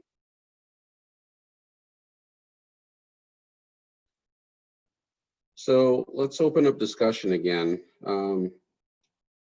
Just out of curiosity, has anyone had a communicable disease incident at their school district before we had the COVID-19 situation? And how did you deal with that? What were lessons learned from that event? And don't forget to unmute yourself.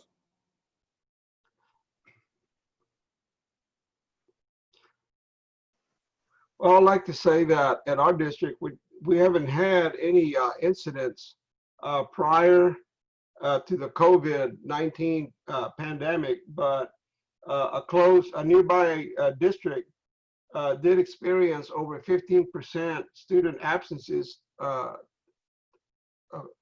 the flu. And the high school was the worst at 25% student absences and about 20% staff absence. So that school district, nearby school districts closed the all campuses for 3 days. And it seems like the outcome was very effective. When they came back, it seemed to have gone away. So that was an effective response, it seems. Yeah, like I said before, your COVID-19 is something that it's probably a once in a career kind of experience. So it's not very often we'll have an all-out pandemic, but you'll definitely experience some other things. And as I mentioned before, I came from Colorado before I came to the Texas School Safety Center. And in Colorado, over in Western Colorado, I think it was in El Paso County, They had a couple of entire school districts shut down because they had a norovirus outbreak. They shut down for over a week, and you know, sometimes you're going to have to make that decision at the local level, even, you know, even when the public health department says, I don't know, it's really up to you. You know, you may have to say, all right, we're hitting the reset button. We're going to shut everything down. We're going to disinfect everything. We're going to let this play out at home, and then bring everybody back and, you know, see how it goes then. So it's not an uncommon thing to shut down for something as simple as, like you said, the flu. A seasonal flu can really hit hard one year, particularly when there's a drift in the actual vaccine that year. You know, sometimes flu vaccines aren't as effective from year to year as they usually are, because of a drift in the actual flu virus. So sometimes it may take shutting down. Anybody else have had to deal with a communicable disease before?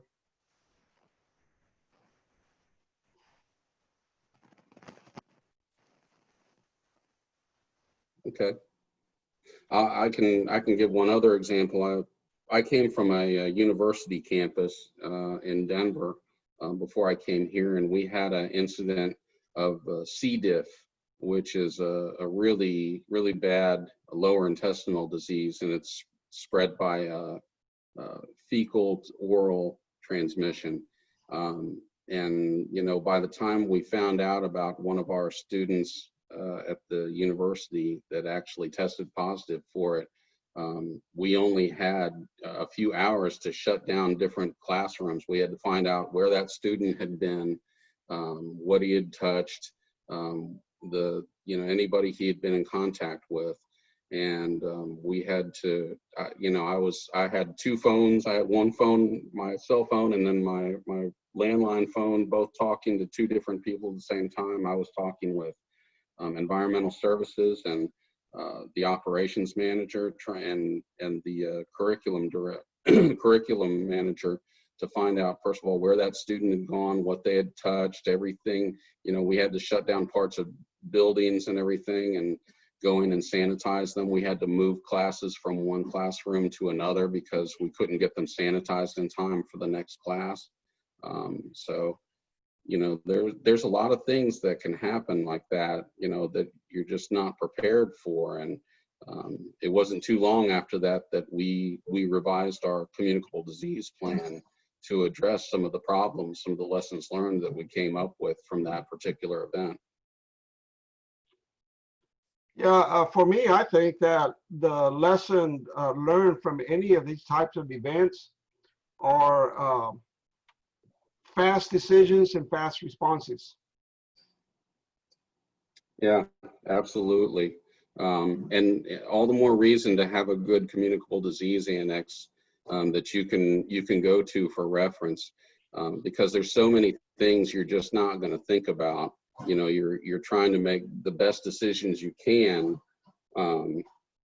with as little information as you've got, and you're trying to do it with 2 or 3 different people, because you know you're needing to make decisions that affect other people's operations as well. You know, not just your own, but the education delivery and the environmental services and like I said, the use of classrooms even that, you know, that may have been exposed, and then you have to identify everybody who was exposed within those classrooms. And so the faster that you can make those decisions, the quicker you can identify all the issues that goes along with that, the better. And these are all things that if you can put them in your communicable disease annex, it's a lot easier to kind of check that box as you're going down the line of things that you need to do for a communicable disease outbreak.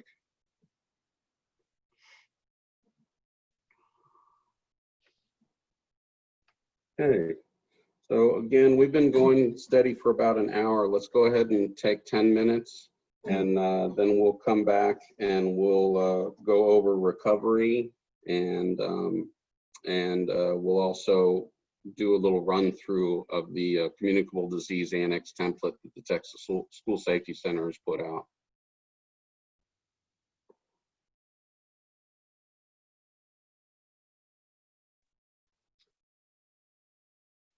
All right. Are there any questions? No questions in chat. Okay. Any questions from the group so far? Don't forget to unmute yourself if you have a question. Okay. All right, let's move on to recovery, module 6.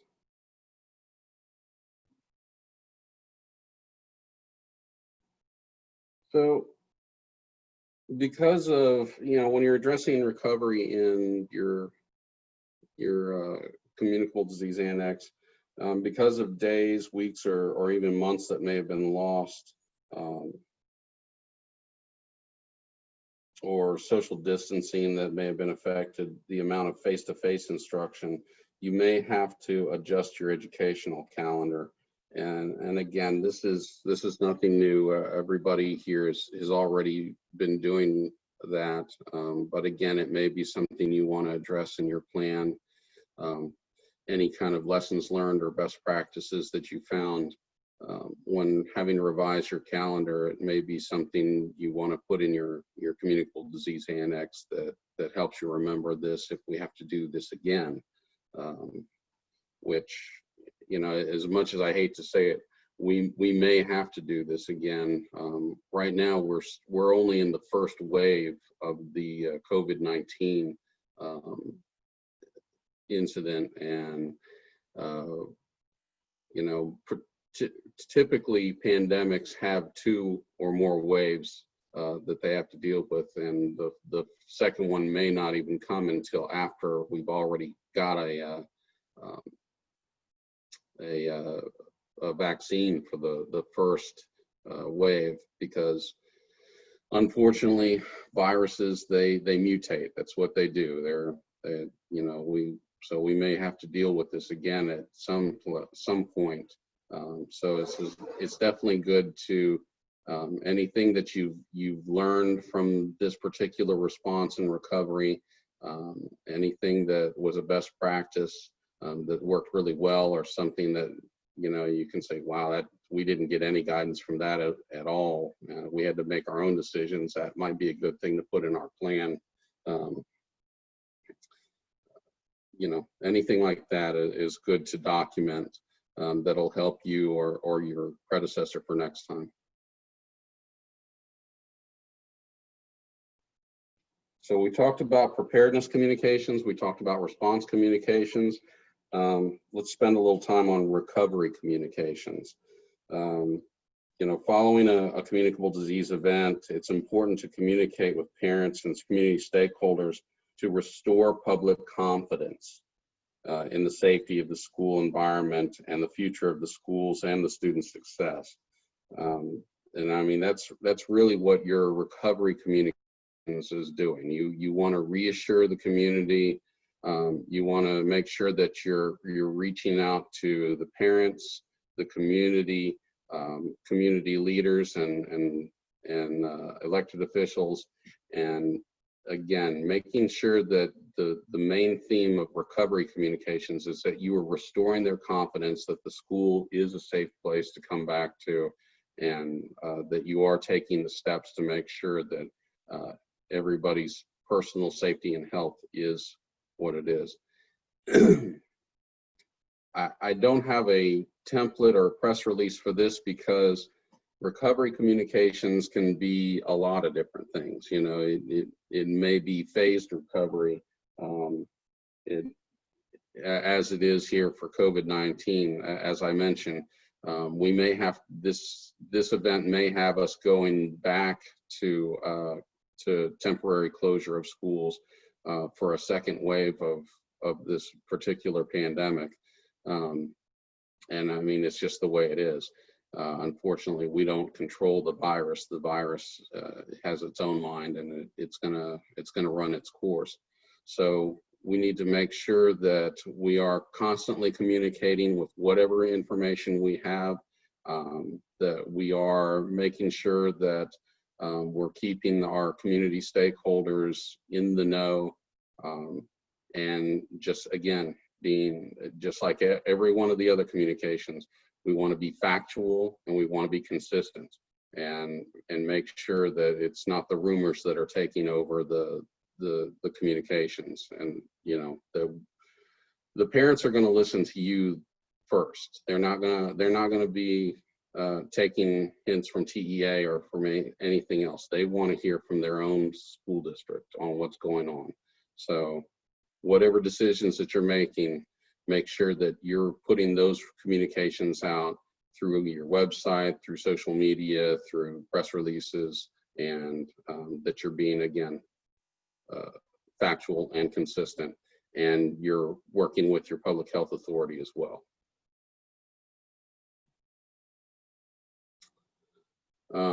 Again, these are all things that you know about, but I want to go ahead and stress on. Anytime you've had a long-term closure or gone to social distance or gone to distance learning for any long period of time, you're going to have emotional and psychological issues that may not have been in place before. So you want to look at whatever kind of support you can for that particular type of stuff. Mental health and anxiety issues from students that are nervous about coming back. I can tell you just from my own personal experience, I have a son that's in grade school.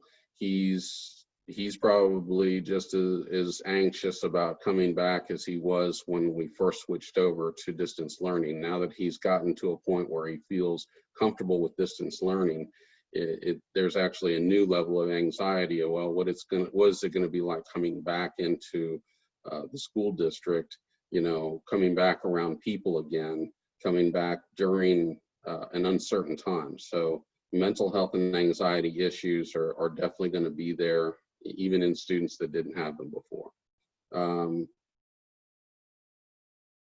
Anytime that you've got students away from school, spending more time at home, not being monitored by outside resources, you're probably going to have an increase in child abuse cases. These are things that you'll want to look for and expect when you're looking at recovery. I know it's hard to do that during the response phase, but there's going to be an increase in these type of cases. You're going to have family loss of financial stability, which is going to fuel the first two things on those bullet points there, and there could possibly be illness or death in the family as well, and not just in the family of students, but you could have illness or death for staff members or administrators. And these are things that are all going to affect the community as a district. So, you want to make sure that you provide time off and proper time for funerals and memorials for things like that. And in addition to that, grief counseling. Now, following any disaster, you definitely want to have an after-action review. Whether it's communicable disease or active shooter or anything like that, you want to look at, when you're doing your recovery, you want to look at everything about the actual incident. You want to compile all the information and data that you can from what happened from the very beginning to the very end. Analyze any loss that may have occurred during that time as a result of the disaster. And, you want to look at best practices and lessons learned. Best practices for sure are that's easy stuff to do. You can look at what worked well, look at your plans that you've got in place and say, let's go ahead and put that in our plans to make sure that if this ever happens again, we do that, because we've already identified that as being something that works. And then, of course, lessons learned. You know, you can always look at, well, we tried this and it didn't work too well. You know, how can we do that better next time? And again, let's put that in the plan. You want to capture all these best practices and lessons learned in an after-action review. And the main reason you want to do that is because you want to come up with what's called a corrective action plan or an improvement plan, something that you can make sure that you're addressing all these best practices and lessons learned. Now, things like changing plans, doing training and exercise, those three are relatively easy things you can do for just about anything. And they usually are very little to no budgetary commitment for planning, training, and exercise. You can always make changes to your plan. You can always find training that's needed for folks who had responsibilities and didn't do well in the actual response, so you can get them some more training. And then, as I said before, exercises. You know, you can conduct your own exercises or drills. I would highly suggest, again, reaching out to your local emergency manager or local public health authority and seeing what exercises they have going on so that you can participate with them. So these are all ways of correcting actions that may have fallen short of what your response and your recovery had been for your incident. Now, there's always going to be some things that are going to be things that require budgetary commitment. And whether you have the means to correct those things now or whether you don't, you should still document them. Still document in your corrective action plan that, you know, there was certain software that we needed maybe, or we needed more personnel, or we needed, you know, a particular piece of equipment or something to that nature that could have helped us on this last disaster. We've already identified that we need that particular resource to get better at something. Make sure you document it, whether you have the money to fix it right now or not, because what you can do is use that particular improvement plan as an investment justification for your next fiscal year budgetary request. So, like I said, just because you don't have the money to fix all the things that you learned lessons from this time, don't keep that from actually documenting it. You want to document that because you want to be able to, you know, justify your investment for your next budgetary fiscal year.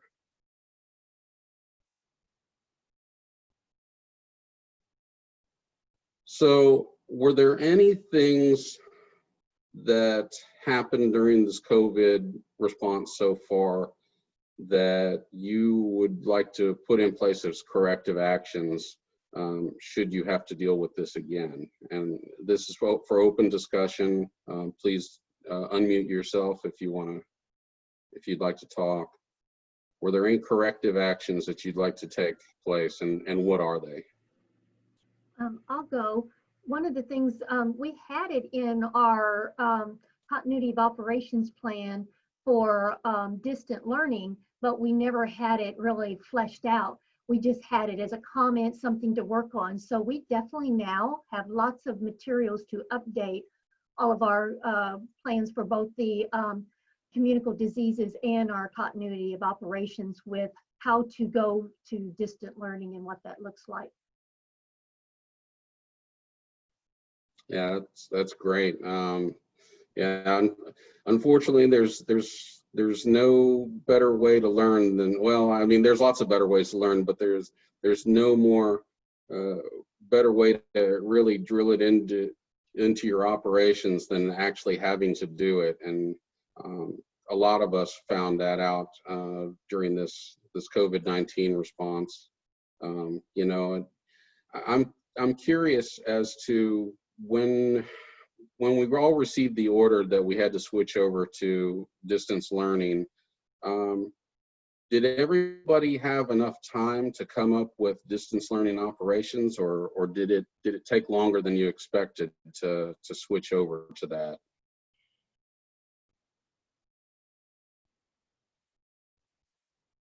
I think because, for the most part, because teachers and administrators were put on the spot, that we had to come up with something. And I guess you could, there's the saying that we were building the plane as we were flying it, because we're still right in the middle of it. And I think that there was a lot of improvising, but something was put into place. And as time goes, we're getting better at it. And I think when this is over, looking back, we'll be more of the experts for it. But I think that in a corrective action plan, probably the virtual learning, the distance learning is going to be the biggest part of it. That and communication. I love that analogy. You're building the plane as you're flying it. You are absolutely 100% correct on that one. I know just from my son's school, they had some network options in place, for simple things like, getting your grades and getting assignments for the next school day and things like that. But they had never actually run it into, to the capacity of actually having to teach full-time, full curriculum through that software that they had in place. And you're absolutely right. I know for my son and for his schools, it was a learning environment. It was a learning experience for the teachers, just getting their self spun up to be able to teach that way.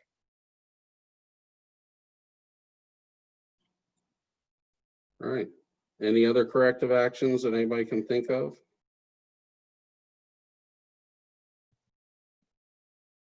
Okay.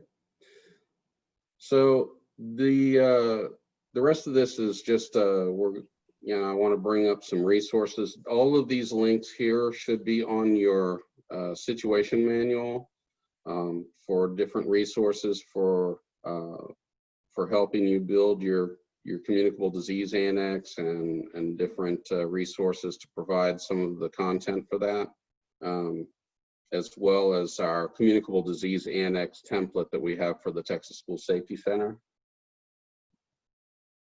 This is my contact information, but also the email address there, that generic email address, txssc_eop@txstate.edu. If you have any questions whatsoever, not just even about communicable disease, but about continuity of operations, about active threat, about hazardous weather, any kind of preparedness or planning questions you have, please send the email to that address, and we will get them answered for you. We'll get the resources that you may need. Any questions answered, that txssc_eop@txstate.edu is the best email for that. And then this is our landing page, txssc.txstate.edu. That is, there's a ton of information on our website, and it's updated regularly. So, please don't hesitate but to go to that and look around for any resources you may have, any training that we may be holding, things like that. All right, so let me bring up the Communicable Disease Annex template, and so we can walk through that a little bit and look at some different options.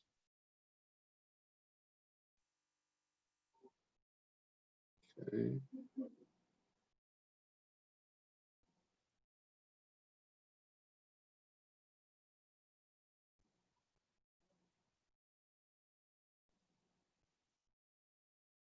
All right.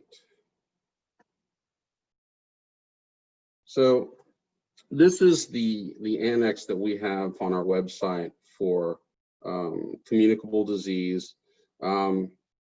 This particular template we took in from, it was actually a higher education campus that we based on, and we took it and simplified it, tried to bring it down to the school district level.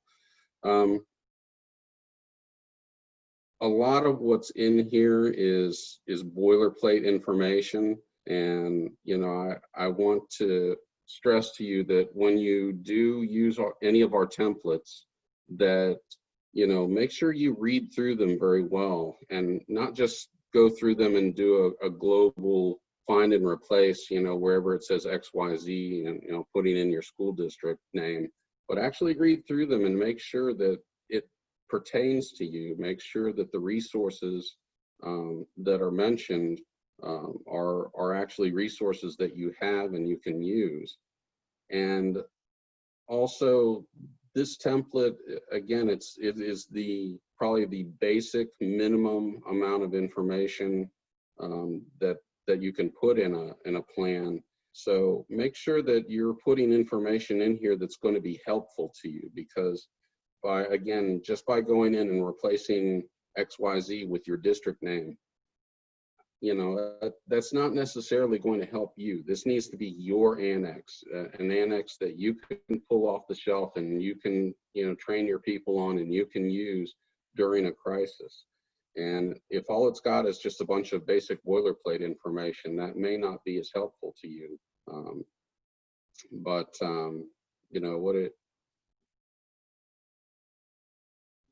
Basically it just goes through, the purpose and scope here at the beginning of what an infectious disease is, and then it talks about the things that we already talked about in the workshop. Talked about what the disease is. It gives a couple of examples of what the World Health Organization and what the CDC, the Centers for Disease Prevention and Control,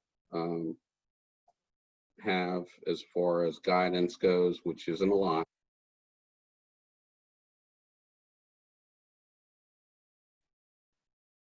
Now, when you get down into the concept of operations, this is where I want you to actually read through this and see how you respond, and this kind of walks you through the different things that, remember we talked about what an operations manager does, that the superintendent can assign an operations manager that'll coordinate these things. If they're going to coordinate more than this, don't hesitate to actually put that in. It's a Word document. You can add whatever you'd like for the operations manager or for whoever that has a responsibility to put that in. This is just a sample ICS organizational chart for a public health incident. You can go in and adjust this to however your particular org chart's going to look during a public health incident. It says here local public health entity. As I mentioned before, there's a few districts out there in the state that don't have a local public health entity. They have the Texas, the state public health that covers their district. And so maybe their response and their ICS chart is going to look different than this. Maybe they'll be taking their cues from the public or the district judge, maybe the public health authority or something of that nature. But again, read through this, take what you know of your own district, put it into operations. Confirming a public health incident. These are things that we went over. This right here, enter in what your spring semesters and fall semesters typically look like for population. That'll give an idea as to how you and the local public health or whoever the public health authority is going to be will approach that from a population standpoint. You know, it talks about disease tracking. This, again, this is general information. You know, feel free to go in there and, you know, talk with your public health folks and say, how are we going to do disease tracking? You know, how are we going to do contact tracing? How are we going to do exposures for our district? And put that in there.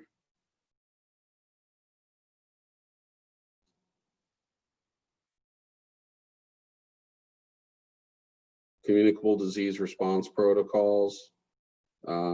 Make sure that these line up with what your local public health department wants to do for when you're responding to an actual confirmed case within your district.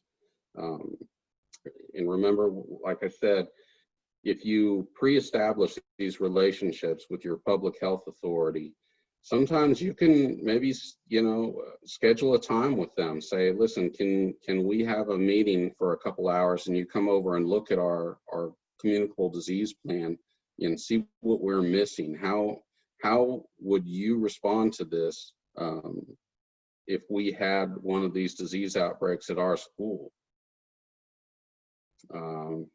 Social distancing, again, all this does is just give some boilerplate material. If you've got some other social distancing protocols in place that you're going to be putting in place because of the COVID-19 when we return, this would be a good place to put that information in.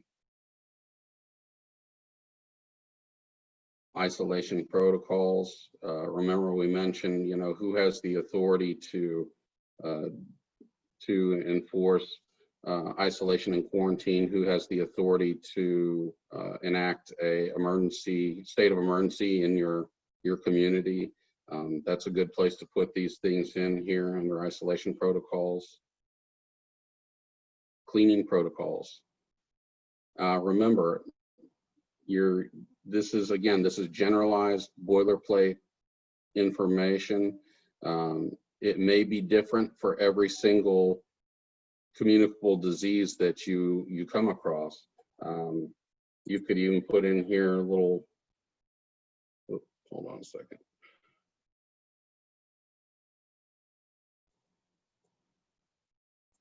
You can put in here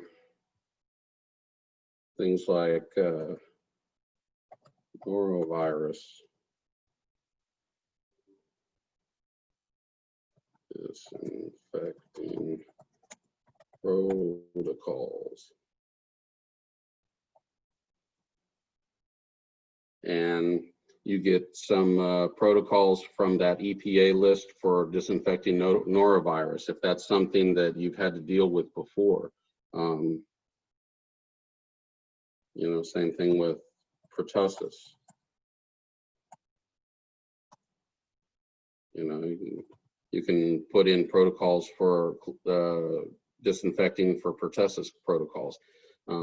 Again, make this your own plan. Don't, you know, I would hesitate from taking the plan language as it's written and just submitting it as that, because again, I don't think that does you justice. You can submit it like that, and we'll put a little check mark next to it that says you've done it. But is that really helping you as a district when you have to deal with this? You know, direction, control, and coordination. Remember, we also talked about assigning an operations manager for that. So, I mean, you might want to put that in there.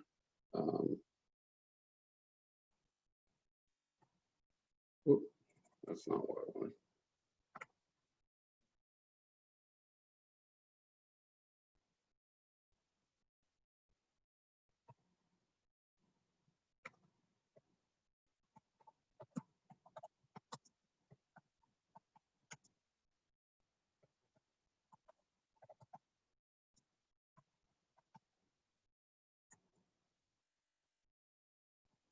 You know, you can put in Communicable Disease Operations Manager and, you know, put in their responsibilities.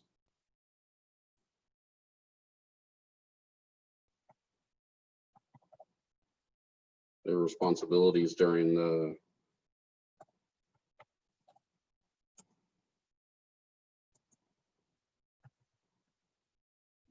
whatever their responsibilities are during their during a communicable disease outbreak. You know, I mean, there's all kinds of things you can put in here. Communications, you know, this just talks about some generalized communications, but this would also be a good place to put in if you had any sample example press releases like we mentioned before. And again, you could use the ones that I put down as examples. You can get them from TASA or TASB or from TEA. You probably already had to use some throughout the course of the COVID-19 event. So again, good place to put in preparedness communications, response communications, and recovery communications guidance in this spot right here. And then this just goes over some generalized disease descriptions. If there are any that you haven't, that you've dealt with before that aren't in this list, you can put them in there as a reference point. And then some generalized definitions, again, you can add to this list. Different legal authorities. If you have a local district authority, you know, for public health, this would be a good place to put that in there.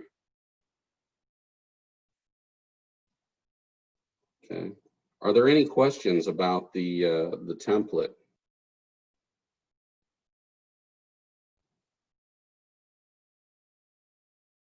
Okay.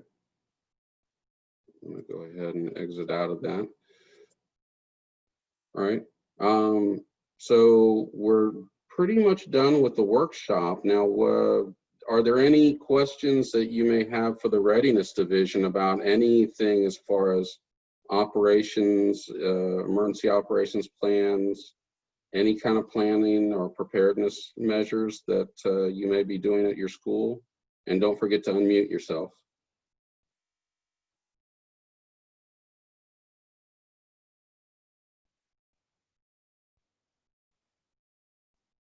No questions? I have one. Okay. I know that in June, we had to submit the emergency operations plans to the Texas School Safety Center, and any other plans related to our EOP. Is the Communicable Disease Annex eventually have to be a document that has to be submitted? Is that going to be a required document? Yeah, we were looking at that. We were actually hoping for that one and the continuity of operations plan to be one of the documents submitted this go round. We're going to be looking at all the operations plans, including the annexes, you know, at some point. But the ones that we're really looking for on this go round are the basic EOP, the Communicable Disease Annex, and the Continuity of Operations Annex.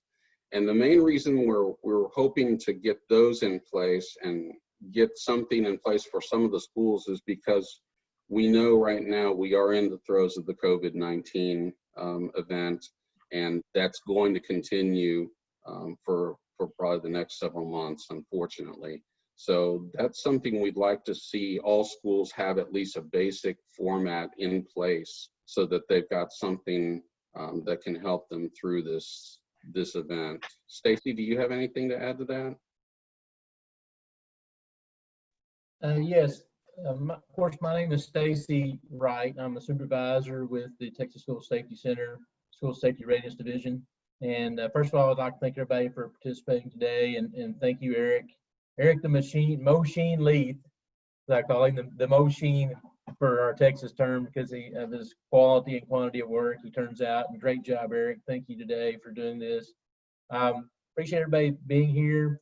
Yes, right now there's a lot of fluid situation with COVID-19 and what we're seeing with the cases, continually rising within the state of Texas, and school districts have a very tough decision to make as to when they're going to start school. What format are they going to have? The hybrid, face-to-face, the hybrid model, or the online model, and then trying to get get your information together and be able to make decisions. And it's a challenging time for everybody.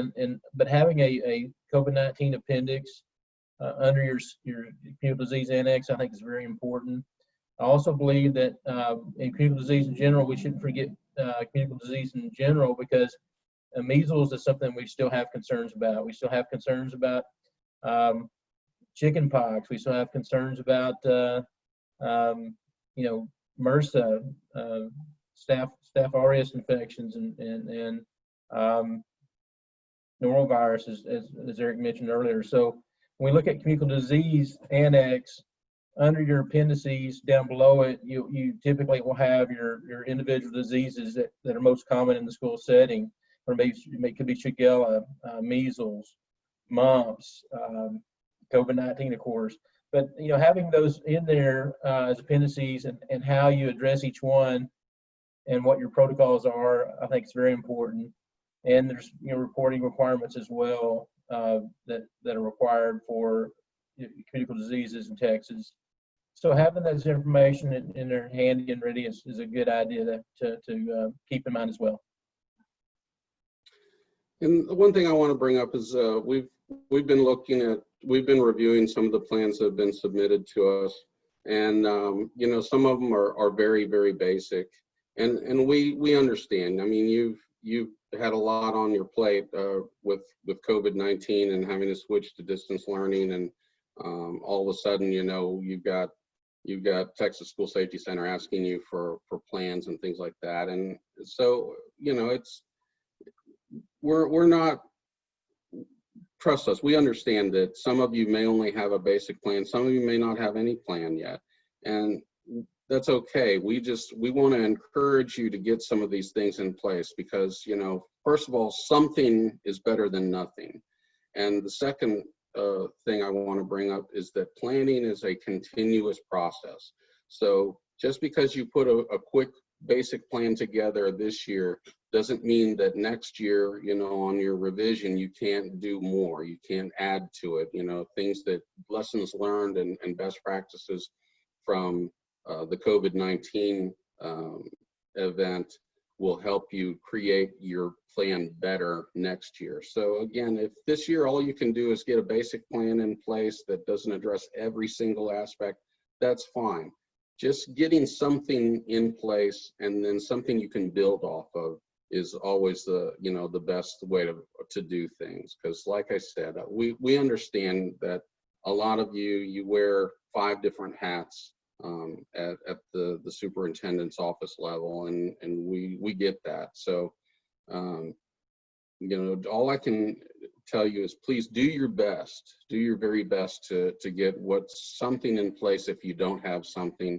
And again, it doesn't have to be perfect, just something that can help you on the next go round and something you can build off of for your next revision. Are there any other questions for the Readiness Division? We're here to answer them.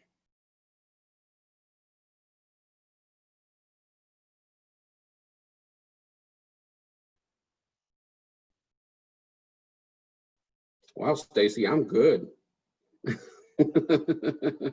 No other questions. All right. Well, All right. like I said, that TXSSC_EOP at txstate.edu. That is the best email for us if you want to send in any questions that may come later on, or any questions that you may have any questions you may have about anything as far as preparedness goes. And I think that's pretty much it for now, guys. If you don't have anything else, speak now or forever hold your peace. Stacy, you got anything? Eric, I think there's a couple questions coming in the chat box. Oh. Can we check the chat box right quick, Julie, and see what we have and see if we can answer those questions? Yes, so I actually was getting ready to type it out, but we'll just pose it to the group. So somebody asked, do we need to complete this plan if we have already completed a health and medical annex? If your health and medical annex addresses communicable disease, that's the one thing we're looking for. You know, and you don't have to use our plan template if you don't want to. I mean, if you've got something that works for you that addresses communicable disease, then that's fine, as long as it works for your district and it does address communicable disease. Because as I said before, we're in the throes of COVID-19. Recovery is going to take a little while, and the unfortunate thing is we probably are going to have to deal with a second wave of this before we get back to 100% normal operations. But again, it's not just COVID-19, it's also a lot of other communicable diseases, including seasonal flu that we have to deal with. So as long as you address communicable disease in your health and medical plan and the operations that surround communicable disease, that's fine. One thing I'd like to add on to what you're saying, Eric, is that, you know, the plans, when you look at communicable disease, we got a health and medical annex, you know, it is what works for you. And I've seen some annexes where they'll just have the individual diseases listed and kind of how they have a sample letter they send out to the students and parents. You know, it can be very simple to address, you know, the type of pathogen or communicable disease that you're dealing with, and how you respond to it regarding disease prevention and control. So keep that in mind when you put these together. They want to be, you know, it's not a situation when you send us the Communicable Disease Annex, you know, it doesn't have to be 50 pages. You know, what we're looking for is, do you have the meat and bones that we need to execute? You know, if we had your school district can execute the disease prevention and control measures. And you know, some people put the disease annex, like I say, the appendices underneath it, and some within the appendices, let's say for COVID-19, underneath the appendices, you may have a checklist for your teachers. You may have a checklist for your staff. You may have a checklist for your cafeteria workers. So it's all based on what you can have that works for you. And remember that, you know, if it can be some of the greatest plans of all time, but if they're not really implementable by your cafeteria workers, your teachers, your administrative staff, your principals, the school secretary, if it's not bus drivers, if it's not implementable and easy to understand, then you want to go back and rethink what you're doing. And so, because in the planning world and emergency management world and even in the public health world, I was a director of a local health department for over 10 years. And one of the things we as government agencies, we get caught up a lot with the complexity of items, and we need to have this nomenclature, and we need to have this. And in that, a lot of times we lose our audience. And so what we try to do is we really stress this through our workshops, is make it simple and understandable for your superintendents, your principals, your, you know, everybody that's going to be your entire audience. And keeping that simple is really key. Any other questions about EOPs, communicable disease, continuity of operations, anything like that? Eric, can you share your screen one more time with the contact info from that slide on there? Somebody had reached out and asked if we could put the contact info back up. Sure, let me pull that back up.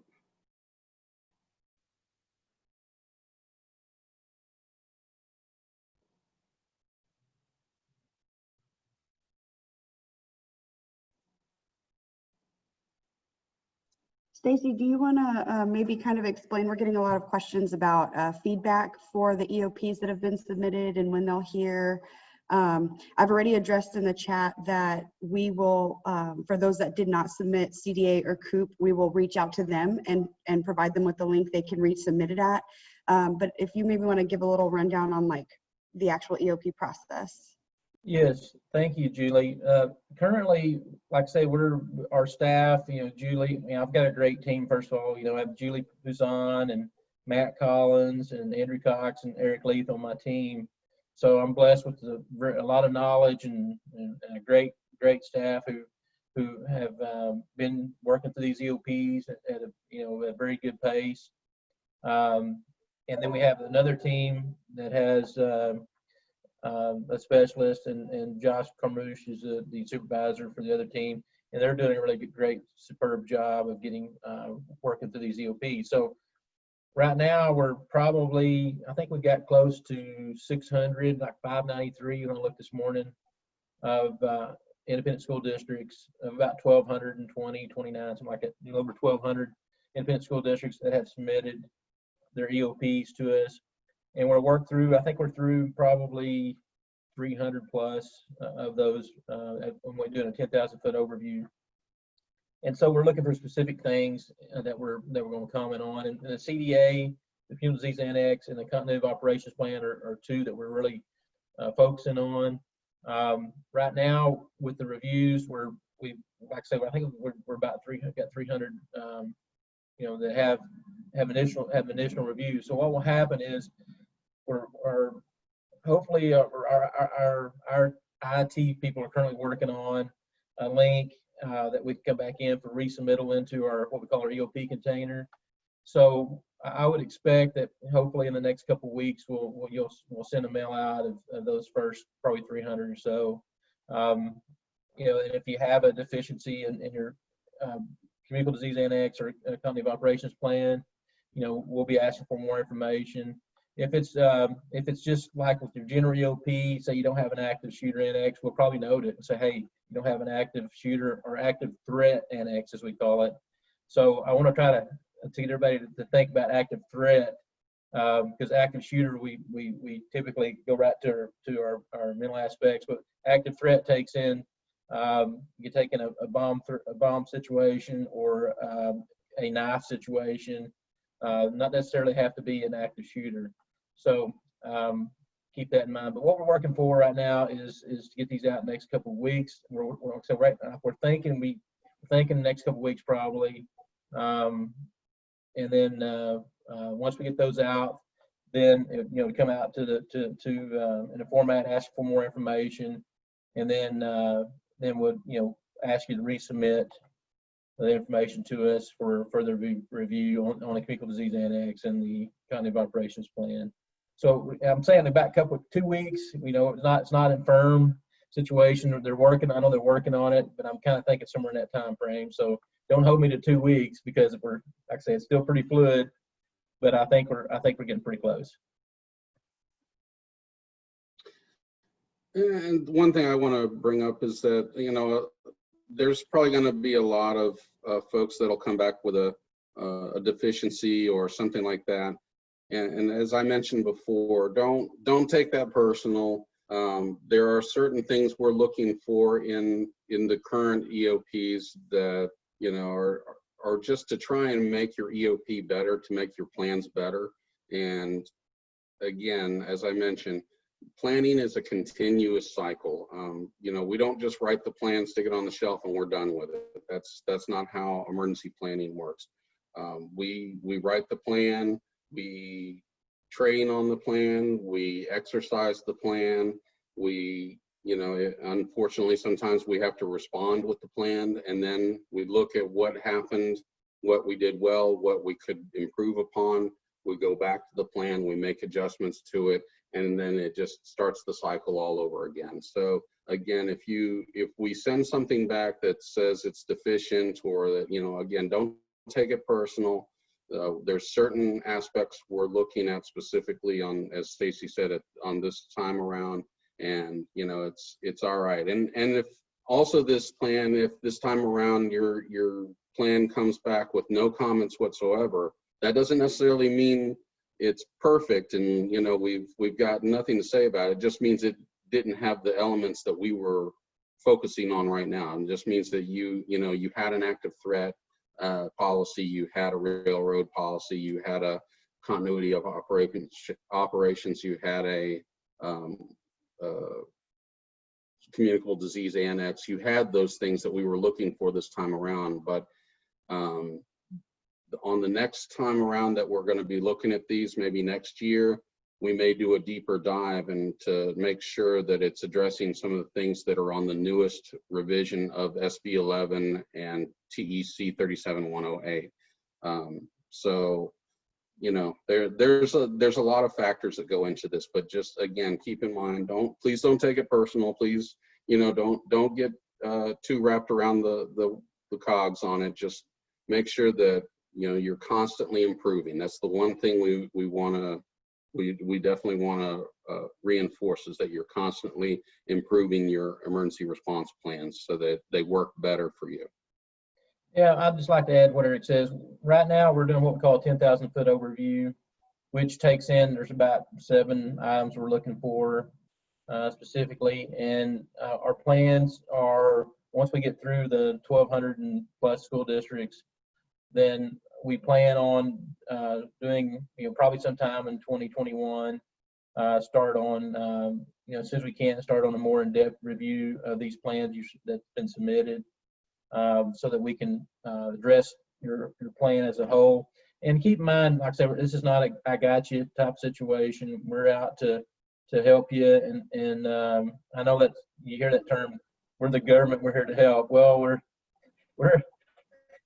we are sort of the government kind of thing, a school safety center, but we're also got a university component. So we are here to try to help you work through it, because we understand school districts have a lot of needs right now. It's a very trying time for school districts, and the last thing we want to do is put you in a position where you feel overburdened or you know, out there on a limb by yourself. So, you know, we're going to work with you. We're going to do everything we can to help you. Like I say, you know, our job is to provide the resources and to do everything we can to get you the EOP that works for you, and it's tailored customized for your school district, and to be there to support you and help you out any way we can. Okay. Are there any other questions before we wrap up for today?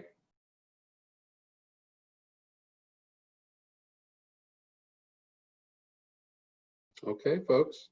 Well, if there's nothing else, I want to go ahead and thank everybody for participating today. I really appreciate your attendance, and hope this was a valuable use of your time. And I want y'all to have a great day today.